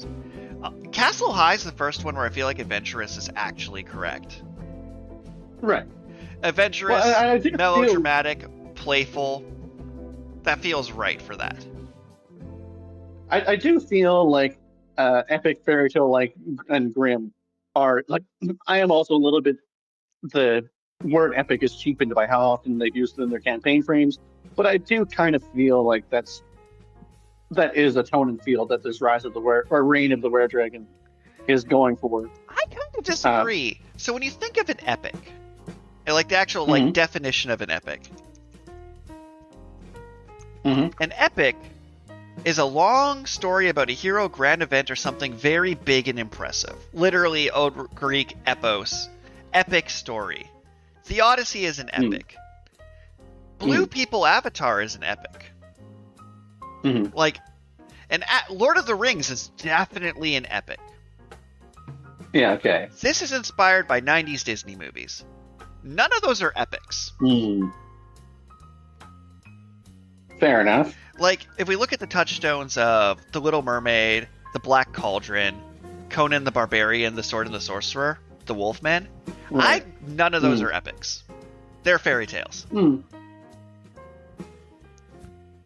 However, fairy tale and Grimm are perfect. Brothers Grimm is where the Grimm term comes from. Like, but hopeful is definitely like, I really feel like that's not. Like, I might go heroic. Yes. But like, yeah, I can't call this one really an epic.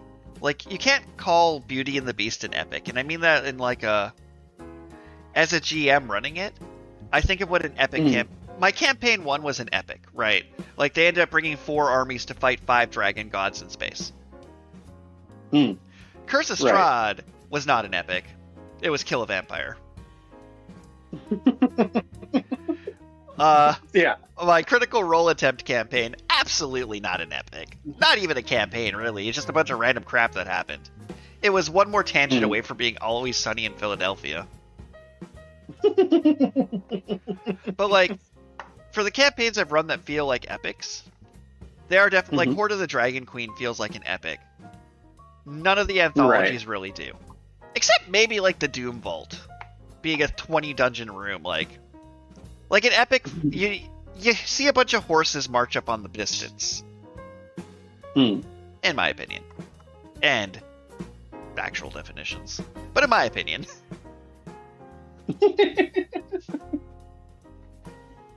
But yeah, in general, I feel like the story you tell is going to do way more heavy lifting than the setting itself. The setting itself is just kind of generic, I think. Because, yeah, we get to the community questions. We get to the ancestry questions. This one talks about transformations as, like, part of the story, which is fair. Transformations are new in this book. That makes sense. Right. Give some specifics about druids, seraphs, guardians, etc. The player principles of, like, embrace your destiny. Destiny makes actually much more sense as a theme. Because that is recurring in Disney, that everything from the Lion King, and by Disney I mean the things they've stolen. Let's be fucking clear. Right. Right. Like, they're like Black Cauldron. Like, yeah, no. Everything Disney stole was a folktale they stole by stealing it. However, this idea of, like, embrace your destiny. Destiny feels more appropriate here. Heal and uniting the realm. Alright, fair enough. Make it personal can't be a bullet point in all your frames, or it goes in your core rulebook. I agree. However, the category is make it personal. It's very specific prompts in that category. So, like, when it's like, what have our subordinates done to you to put you on your path? That's fair. That's reasonable. Right. Remember who the villain is. Who's Maleficent. It's Maleficent. The villain is Maleficent. The villain is Maleficent. Maybe Jafar if you want to add a spice to it. Note, I did not mean that in a racist way, but Disney absolutely stole from 1001 Arabian Nights, was that one? I think it was 1001 Arabian Nights. And so did Wizards of the Coast, which is funny, because, like, there's a whole thing about Wizards doing classes and sets that go into other cultures and people forgetting the first set they ever did was that. Anyway, so for the player principles and the GM principles, the embrace your destiny feels like the one that's the most interesting and tying in very personally to the villain. Right. And then, like, the GM principles of, like, make tyranny over present, reveals crack in the regime, build to the inevitable confrontation. Like, yeah, if you've seen a Disney movie, you're fine. Right. These are all fair and reasonable points. And then distinctions are usually like here's some fun facts about the setting. I do find the building table funny. Yeah. Like, the idea of the players, less about the table, but more of a series of prompts to try and actually write the villain's backstory. That, as a mechanic, I enjoy in this frame. That one I will wholesale borrow/steal for the frame I'm going to pitch at the end of this monologue. Building the campaign big bad together is a great strategy. That's good stuff. Right. Then they're talking about the knights, the ascended, like, there's enough here you could definitely make a campaign out of it. I agree. And then, like, I don't really see what it's doing different than the Forgotten Realms. I think the big things it's doing different is the building the villain and the deliberately hitting fairy tale story beats. Yeah, okay. Like, Forgotten Realms is you're a nobody in this fantasy world. This one is you're a somebody in this fantasy world. Yeah, okay. That makes sense. You get to say, my name is, you killed my father, prepare to die. Like, the Princess Bride probably should have been a touchstone in this, honestly. Yeah? Even though the villain wasn't magical. The idea behind it of, like, this villain ruined your life, so you, like, went on an adventure and built a cadre of friends to overthrow the villain. Like, if you want to play Tangle, this is how you do it. But you get to be, like, a little more larger than life than you normally would in the Forgotten Realms, is kind of my feeling on this one. Fair. Like, I would really try and arc out heroes' journeys for people. Because they talk about, like, the Astromancer's revelations of... You get secrets, and you get destiny, and your dad is a cloud talking about lions. Like, those are the kind of things I would definitely lean into. So I do think it's different. Compared to, like, what Witherwild we're doing right now. I do think this, if we had used this instead of Witherwild, this campaign would have been stronger. Like, I think the character you had pitched to me would have probably done better in this setting. Yeah, I think you might be right about that too. But I don't know. I personally, the Witherwild and Castle High, I think are more interesting and engaging settings on their own. But there is a lot of potential for very interesting storytelling in the Reign of the Were-Dragon. Yeah. And then Daggerheart of Andalura. I would just run this. The one that has Curse of Strahd as a touchstone in it.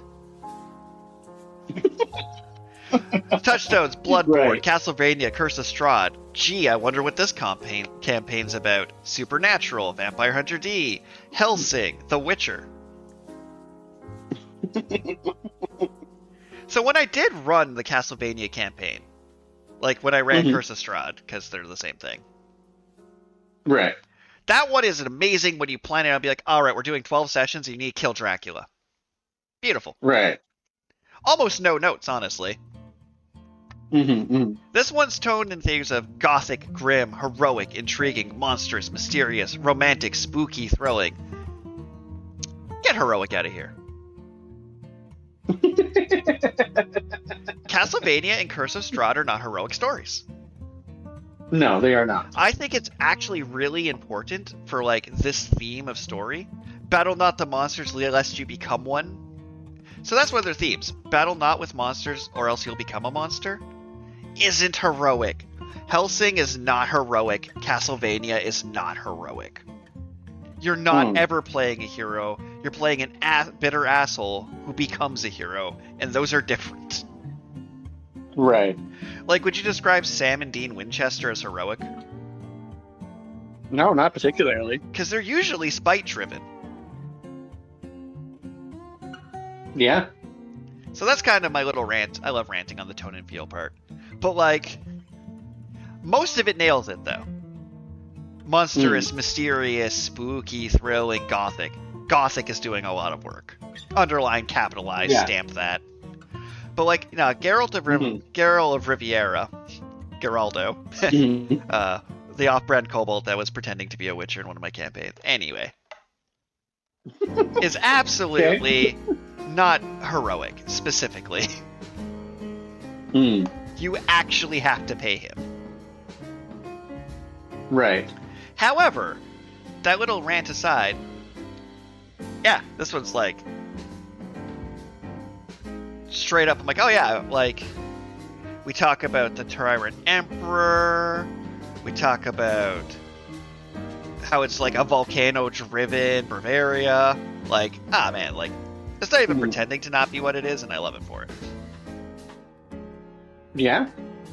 And then obviously they include the section about transformations in this campaign pitch as well, in this campaign frame as well. Absolutely. I kind of enjoy, like, even the Ancestries. They're like, I'm a seraph of holy power. And they're like, you harbor a secret doubt about your faith. What is it? Yeah.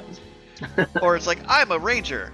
Someone's face twisted in terror seared into your memory. Who is it and why? I'm like, yeah, these prompts are like, hey, I'm going to be a lawful good cleric. No, you fucking ain't. Your display of power once converted a group of people to the church. What did you do? And who did you inspire? And I'm like, yeah, like, this is, like, clearly, the fantasy this is running is very straight up. Correct. I mean, be the hero as a player principle. Yet again, I think their wording is wrong. I think it's more, be an active participant. Right. Because it talks about you can't rely on them to do the work, get your hands dirty. Yeah, tell them, no, you have to be part of the adventure, isn't fair. Yeah. Hunt down darkness, including mortal and monster. That's fair. Embrace the unknown. Fair. Be proactive. Yeah. Here we go. Put your heads together. Yeah. Portray a vibrant world twisted by shadow. Feed the fears. Keep monsters mysterious. Show and tell. Let players be correct. Tempt the players with dark bargains. All good notes. I really liked the GM principles on this one. Particularly let the players be correct. Let the players be correct. As when we did the murder mystery one. I love the idea of them solving a mystery and changing the ending to be what they do. I am almost sad that I didn't end up choosing the puppy as the culprit when we did that episode. But, like, conceptually being like, the janitor is the were-rabbit. I'm like, yeah, done. Like, 100%. But yeah. And the inciting incident is pretty much what you'd expect from here. Not to, like, go spend too long on these frames, but we do need to get into the building our own parts.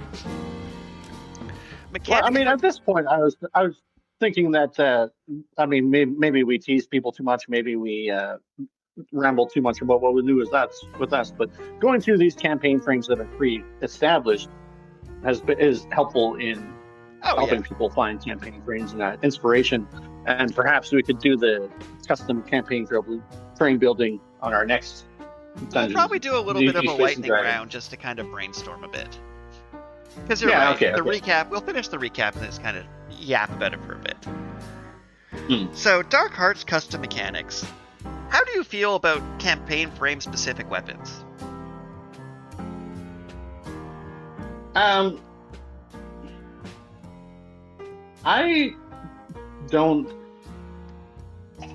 I think that makes the DM's life more difficult. So, I have some really specific thoughts about custom weapons and campaigns. Okay. So, if I'm adapting an anime, like the One Piece demo I showed you, you kind of have to have custom weapons. And the reason I say that is custom weapons are less obnoxious than custom mechanics. So if you want to, like, I don't know, say I was making a Ruby campaign frame. And I need to give people a scythe that's also a gun. It is a lot easier because of how weapons are designed in Daggerheart to be like, This uses 2 hands, it deals 1d8 plus 4, its burden's 2-handed, its features you can switch its range from close to long range. Once that's written on their sheet, you don't really need to know it.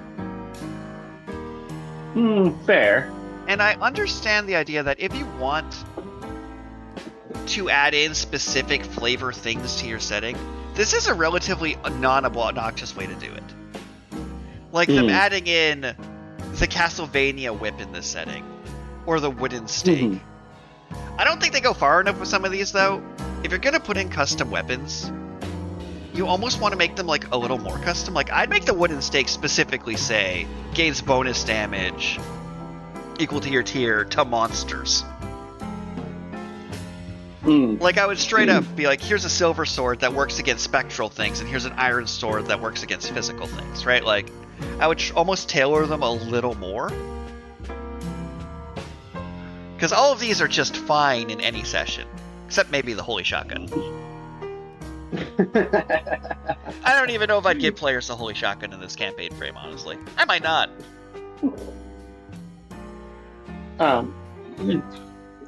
So, like, for me, it's like, yeah, I wouldn't mind creating a custom weapon for a player. But the idea that someone might want one of these weapons, the custom designed for a different campaign, and then they're like, oh, I found it in this book, and I don't know. The more spread out the content is through the different campaign frames, and like the harder it becomes to find the, I guess, official content, and when people ask for it, And the thing is, if we look at these frames as in, this is specifically what Session 0 is I read out all the things on the frames to my player, possibly even the things they don't know about, and include what their thoughts are, customizing it. The idea behind putting in custom weapons is actually to prompt them to be like, hey, I'm letting you know there's a Holy Shotgun. If you tell them that is because you want someone to be a Holy Shotgun player. Right. So, like, for example, the Blessed Brass Knuckles. If I go, yeah, some of the it's like this campaign has some extra weapons added to it. You can go with some Blessed Brass Knuckles, a repeating crossbow, a wooden stake. That's more like to build vibe than anything. Right. So that's where I'm at, is if you're trying to go outside your genre, custom weapons is the least obnoxious way to do it. Because custom domain cards would be a giant pain in the ass. I don't think this particular frame actually needed this at all. Because I think this just being in the book under additional weapons was fine.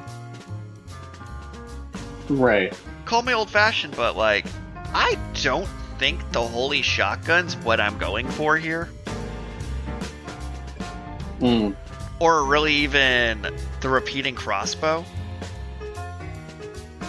And the stake doesn't do anything special to vampires. That's just sad. And, like, yeah, so that's kind of my takeaway, is that these custom weapons don't quite go far enough to justify it. Weirdly enough, Beast Feast had a bunch of custom weapons that were, like, jankier, crappier weapons. Okay. So Beast Feast's custom weapons were a sharpened rake, a butcher axe, an iron skillet, a pitchfork, a cooking knife, a rolling pin, a fishing rod, a slingshot.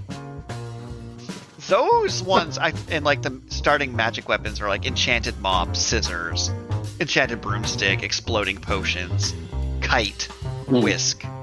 I think like those ones do a lot more to be like, oh, these are stupid, which help inspire your character. Because I'm like, yeah, in this setting you can use a barrel lid as a shield. I think is more impactful than in this vampire setting when you can use this anti-vampire weapon. Yeah. But also, like, I agree about that. Things I note. This is a frame I love, which is why I'm like, I don't think this needs special weapons. I understand the desire to do it. But I kind of enjoy this idea that you prep the session by going, what is the monster? What does it want? Where can you find it? How can you defeat it? And like this one's like really handing players the formulation structure of how to actually like do this every week. Mm. And like this idea of the hunt being not every major foe needs a monster, but the structure of the hunt of arrival, investigation, escalation, confrontation, epilogue. Right. Like this would be easy to put out hunts for. Yeah. And then, yeah, so I found a lot of this, like, how they literally give an example of how you would build the session. I'm not going to say no notes on this one, but this one does a lot right. And then our last one is their most complex one, which is their journey to the horizon. After a 1,000-year cataclysm. So, my first thought for this was, oh, it's Final Fantasy Crystal Chronicles. Right. Which is not on the list of things they said as an inspiration. Mm-hmm. But the game where you go around with your lantern repelling darkness and have to stop at magical trees to fill the lantern while trying to figure out how to end the miasma. There's a lot there. So, this one is epic and adventurous. It actually is those things. Yeah, I agree. The idea of embarking across doing this, that like, them saying this is inspired by Dragon Prince, Fallout, Final Fantasy VII? Why Final Fantasy VII? Yeah, that's I'm not incorrect. Anyway, Zelda Breath of the Wild, kinda. Lord of the Rings, absolutely. Mm-hmm. So this one, what were your thoughts on this one before I start yapping and going through it? Well, so unfortunately, I have been a little bit busy, so I didn't actually get a chance to even really glance over this one. But this one is far more about the journey than the actual destination, right? Like it's. Oh yeah, like it's straight up has hexcrawl mechanics. This is another campaign frame that I do feel like the setting does a lot of work, and the story that you tell will complement the setting. The setting, like I think conceptually from what I'm seeing here, that it's like this is another great campaign setting where it gives you enough information to build your own campaign, and your story will complement what the campaign is going for. You know. Oh yeah, like this one has some sick story beats in it, like, and it's like I also kind of appreciate. I kind of appreciate the hex crawling mechanics, and like the additional travel mechanics is something that 5th edition and 5.5 edition of D&D, it's like they're the actual travel mechanics are basically non-existent, and I just like basically end up almost fast traveling people because there's not really much interesting to do with the travel mechanics that are actually in the rules, where this campaign frame adds some interesting and meaningful exploration mechanics. And they also have a time clock too, of like their doom counters and things, and the encroach. Like this has a lot to like in it, honestly. Mm-hmm. And it's one of those things where I'm like, if I actually want to do a level 1 to 10 campaign, and it's like there's 3 sessions between each level up, or 4 sessions, this would definitely be the one to do it. Yeah, I think so too. Because literally, like, I feel like every session would probably just be advanced through a hex or two. Mm-hmm. I wonder how much I'd metagame to my players for something like this. Part of me would almost like be super open with the random generation. Like, part of me likes to do things like, and I don't know if this is unique to me as a DM or not, but if there's something like a table of, let's just pick one of these tables here, roll for the habitat in the area, I kind of like, hey, as you walk forward, roll a d20. And then I can like blame the table for the torment it causes them. Because like, oh, good job, you rolled Shadow Blighted Deathlands. And as you enter in them, you're hit by extreme weather, as you're hit by a lithium storm. The cliffs fall off you. And every night a shadow-blighted battlefield vomits forth undead armies to fight each other. You have to sneak around. Like, man, this has some good stuff. But to kind of like loop to what the episode originally was, and I'll try and keep this to a concise 5 minutes each. We won't do a random question this week. Given what we've monologued about, I'm going to pull up the different categories, and without thinking about it too much, I am going to have you like pitch the basics of what your frame would be, just for the sake of conversation. Of what a frame could be. So. Okay. So, give me a pitch. Just a one-paragraph opening pitch of what it could be. Doesn't have to be polished, doesn't have to be perfect. All right, so we'll say 50 years ago, the first gate appeared. After this appearance, roughly 10% of the global population developed a strange illness which became known as mana intolerance, while 1% of the population awakened superhuman abilities. In the midst of this chaos, dangerous creatures began pouring out of the gate. Due to the high cost of replacing traditional military gear, these awakened civilians simply became the only economically viable way to combat this threat. Interesting. They eventually drove the beasts. They eventually drove these beasts back. I'm cutting you off. Sorry? You moved into overview territory. Ah, okay. So, Tony. So to like give a summary, go ahead. Gates happened, gave an illness, people awoke with abilities. The only economically viable way to survive in the world now is to go into these gates to collect things. There's some keywords I'll probably loop back to later during this exercise. So tone and feel. You're allowed 5 words. Well, I guess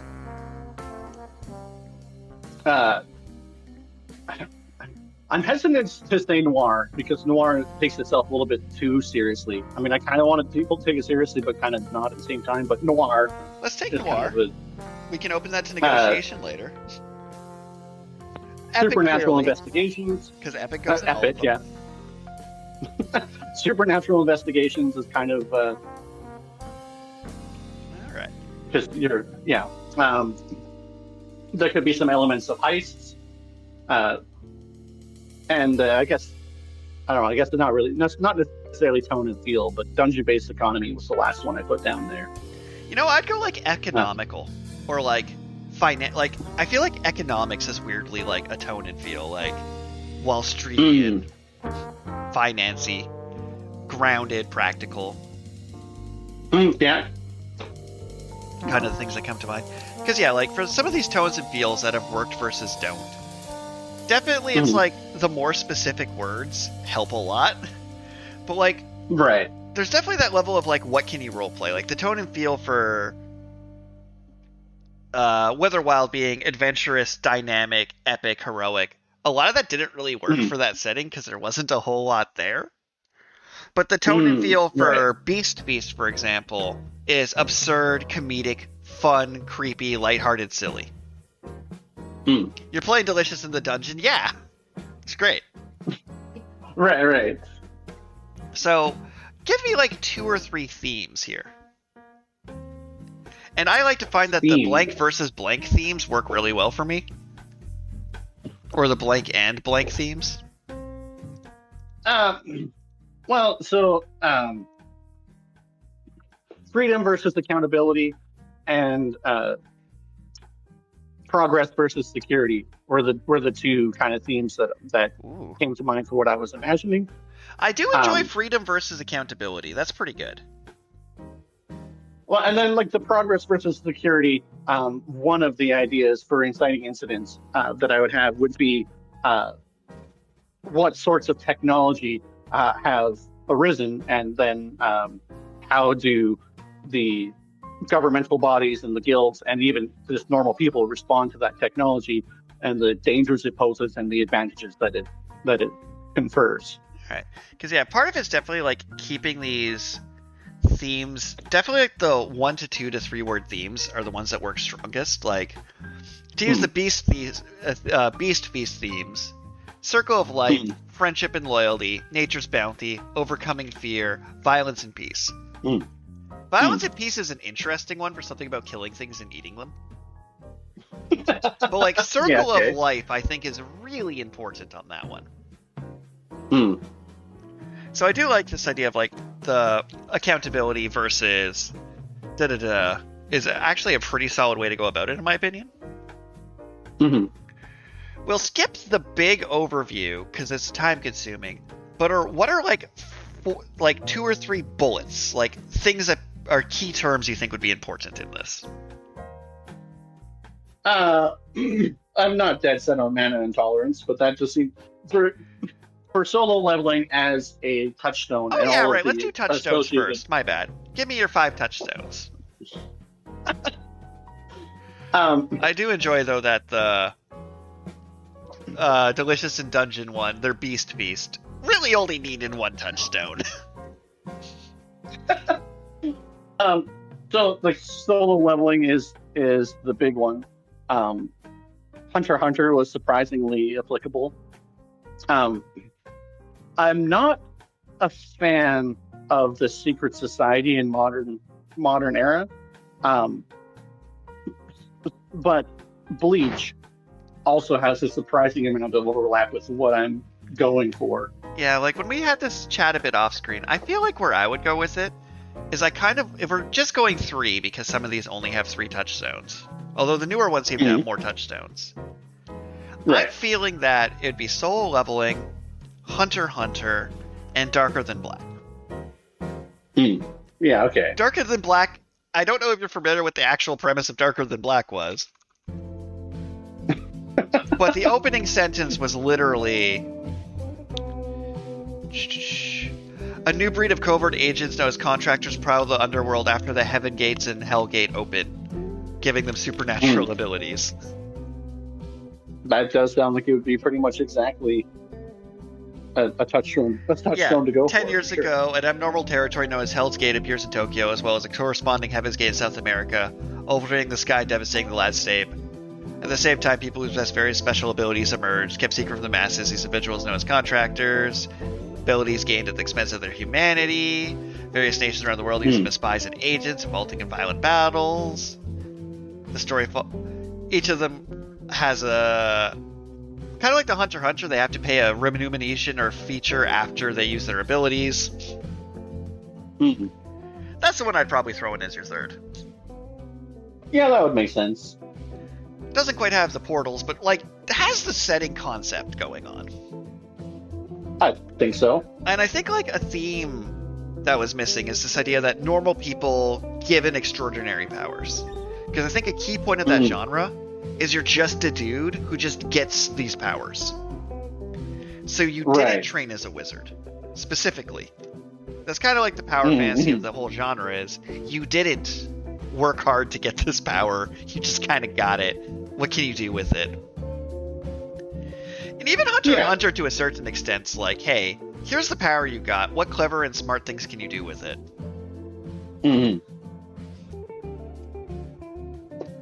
Not that Gon didn't do push-ups later, but he also just kind of started with push-ups. And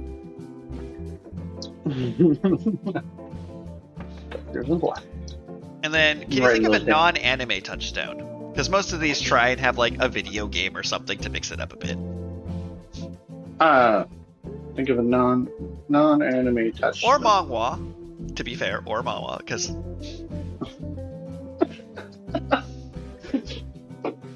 Well, I mean, so a part of the whole point of this exercise for me is that I've read several of this style of story, and the stories are not good. They're not noteworthy. But there's elements of what's going on in the background that the story doesn't really adequately explore that I'm like, if you explored that, it would be interesting. And so then it's like, I don't know, I kind of have a hard time thinking about... Well, it's an interesting note for like the GM principles and player principles. This idea that like, that's kind of where you would put in a lot of the work in the principles being like, what are the parts of the world outside of the characters that's worth exploring? What are these politics? What are like, how has the world changed? Like, that's kind of like where you prompt your players into which directions you want them to explore in. Mm-hmm. So I do think a lot of what you put there, like would go into the principles, this idea of like the idea that it's like modern day economics themed adventuring. And this idea that you're just a dude, you now have a power, and you're in this setting, and you're not the main character. And I think that you're not the main character is important to how you're building this frame. Like, I think that'd be one of the themes is you are not the main character, just spelled out outright. Yeah. I mean, that is basically, because like I say, all of the stories, the main characters that they follow are generally just like boring, one-dimensional. We didn't get into Colossus of the Drylands, but its themes are breaking cycles, the burden of heroism, faith versus doubt, greed, and ordinary people accomplishing the extraordinary. And that's the one that's there are touchstones of Shadow of the Colossus, Red Redemption, Deadlands, and On the Shoulders of Colossus. And their tone and feel is awe-inspiring, dusty, eerie, gritty, larger-than-life, terrifying. Oh, look at that! Their tone and feel. I have no notes. Good job, Colossus of the Drylands. You know, Breath of the Wild isn't exactly like the overworld theme, tone and theme. It doesn't exactly match with what I'm going for, because part of what I am going for is that, like, say, the modern economics and contemporary technology, but the different dungeons hidden around the world that you can go and explore to look for treasure. I mean, I don't know. I guess that's kind of the only real parallel. Yeah, I don't think I'd give you that one from like. Not really.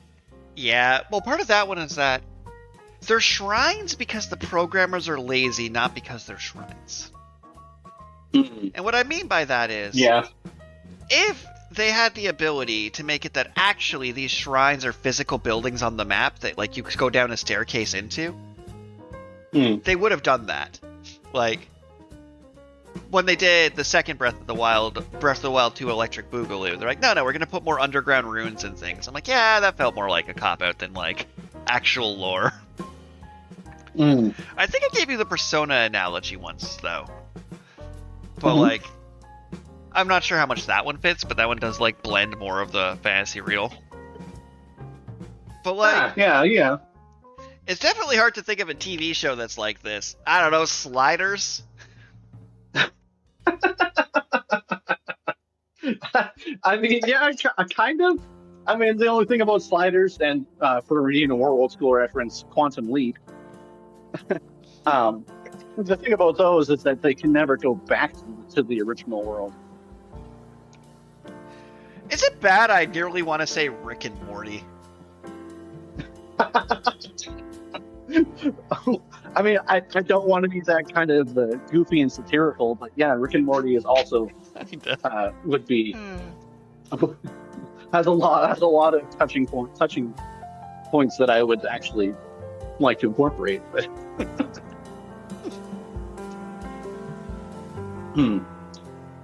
but okay, what's the next section to go through? So my next section, which is kind of an obnoxious one for your concept, and I'm curious how you'd handle it because I've been fighting this one the whole time.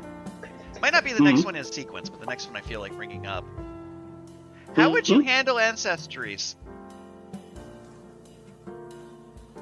So my primary thought was that most characters in the world would be human, because it's set in sort of the real world, I guess. But firstly, humanity is quite like the custom ancestries, where you just take different aspects of different ancestries. It's like humans are quite varied, and so it'd be like, yeah, you can just be a human with whatever traits you want, basically. But then secondly, there would also be a concept that not all of the creatures in the portals are evil. And so if you wanted to be a more exotic ancestry, you could be one of the portal people trying to transmigrate because they don't want to be in the portal anymore. I mean, I know how I would have handled it for yours, which is different than how I'd handle it for mine. Because I mentioned when I was working on like a Warring States romance kind of frame, that I would go with build your own yokai kind of system. Right. I think for yours, What I'd probably do, because, like, you gave this plot point already, is I would do the when everyone awakened, their ancestry changed based on something in their DNA and backstory. Like, when the awakening happens, you woke up a frogman. Yeah, I mean, that is also definitely a very viable option. But that kind of puts you more into the My Hero Academia, The Boys, Super X-Men kind of direction. And I don't know if X-Men, like, because X-Men's theme is racism bad, homophobia bad, transphobia bad. Somehow people have missed that. I remember people accuse X-Men of being woke, and I'm like, are you an idiot? That was the point. Right. But, like, yeah, for me it'd be like, I'd even have it that, like, when they go in the portal, that's when their ancestry turns from human into what they are. Like, when they step in, they become a dwarf. Is probably how I would do it. Is your ancestry, you look like a normal human until you activate your abilities, and in which moment at that time you become XYZ. Yeah. That would probably be a good way to go about it. Man, I hate that one of your closest matches might actually be that terrible Will Smith movie, Bright. Oh, I hate watch that entire movie. Again, a terrible story in a very potentially interesting setting. Buddy cop. Like, man, the worst part of that, oh man. But like, there might be something in there to borrow. Because I do enjoy taking, like, good concepts out of, like, the good out of the bad is always amusing to me. But, like, you're not quite doing, like, a Torchwood or doing a, like, Fringe type thing of, like, you're not doing a Mandalorian with this. Not really. No. And if you want to do a Mandalorian, you can get that Star Wars 5e crossover for some reason. I hate it. Like, part of me wanted to be like, as part of a focus of episode, like, since they're doing that, how would you do Star Wars and Daggerheart? And then I went, no, that's stupid and it makes me mad. I should not do things that make me actively displeased. Yeah, that is definitely true. And it's not in Narnia. It specifically isn't in Narnia. Yeah. But bits is like, I almost want to put sliders on. Like, I feel like that's closer to what it's going for. Good old sliders. Kinda. Yeah. But I digress. Yeah. So, to wrap this up, because I know, like, we're running out of recording time here. We've talked a bit about heritage and classes, like, you can pretty much use whatever, because it's your fantasy setting. The principles and GM principles are more about, like, going back and forth between these worlds and how it's affected, and trying to, like, ground it into things. Because you've mentioned, like, Jen Wu's backstory was one of the few good things about that as a character, that he was raising money.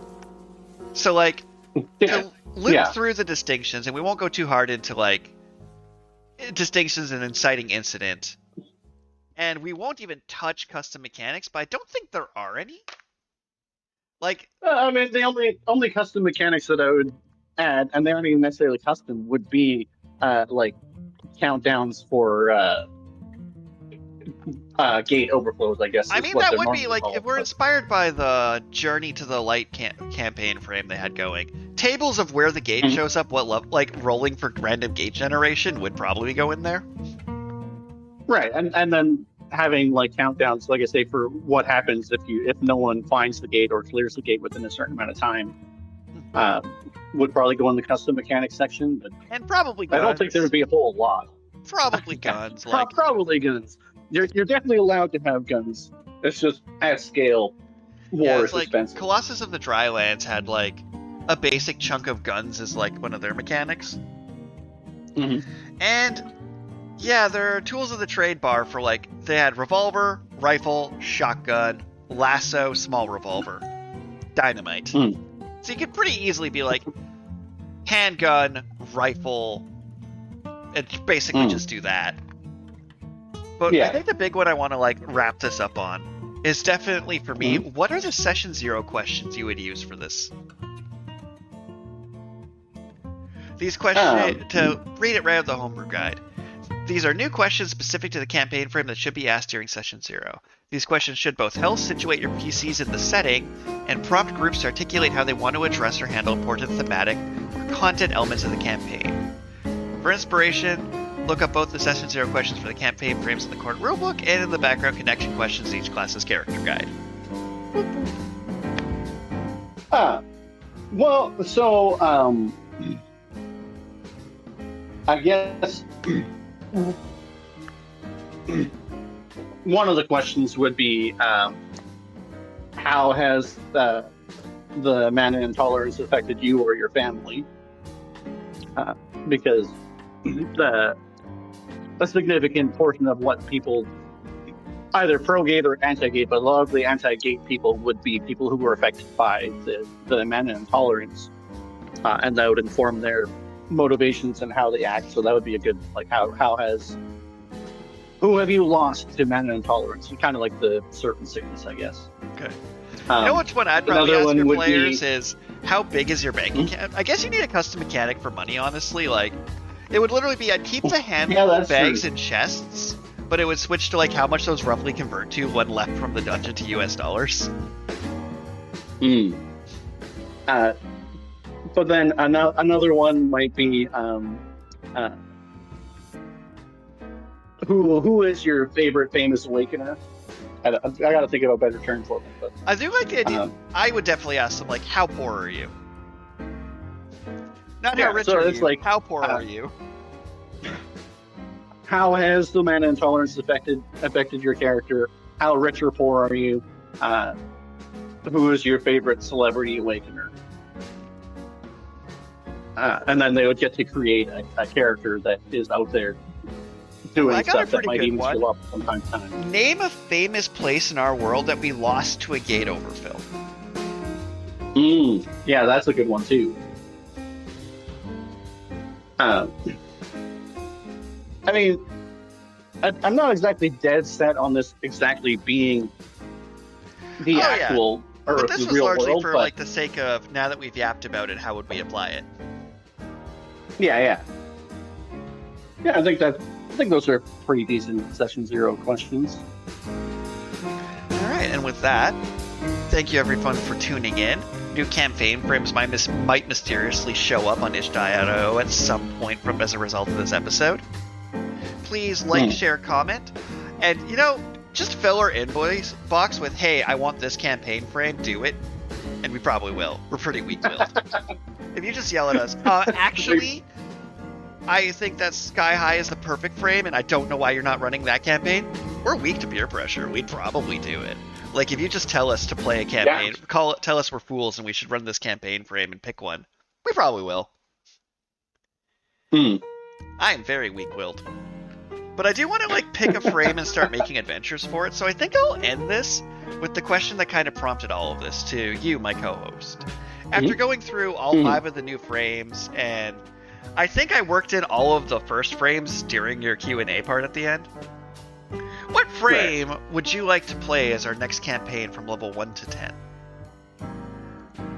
And you don't have to say the correct name, you just have to throw me enough keywords that I can figure out which one you're talking about.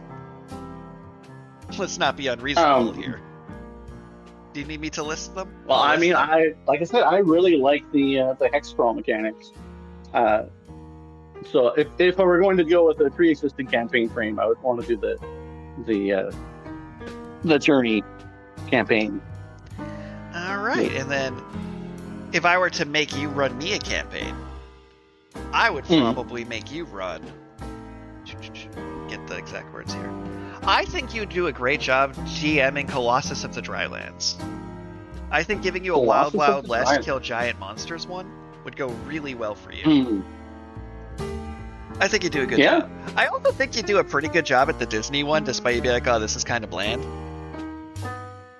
Well, like I say, I think the setting isn't really doing a lot of work. It's more the lore that I find characters generate more interest. The lore that characters generate characters are more invested in. You have to do a lot more work as a GM to get people invested in the actual lore of your campaign setting, if it's not like drastically different from a generic fantasy setting.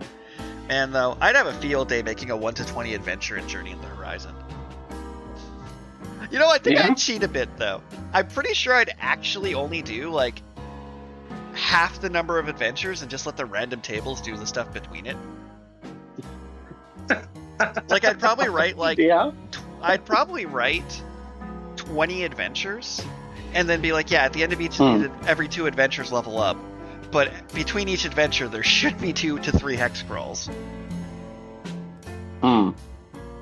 That's probably how I would do it, is like I'd put in key plot beats and make those adventures and then blend it with the features that are already there. But yeah, let us know what you think. Thank you for tuning in. And they have digital only a Romantasy campaign frame coming out, which I am thrilled to discuss because I really want to know what if there's like an evil ex-girlfriend mechanic. Sorry, ex-partner, let's be inclusive. Because like I'm gonna be honest, that's the one that has me the most excited to run because it's the most unhinged.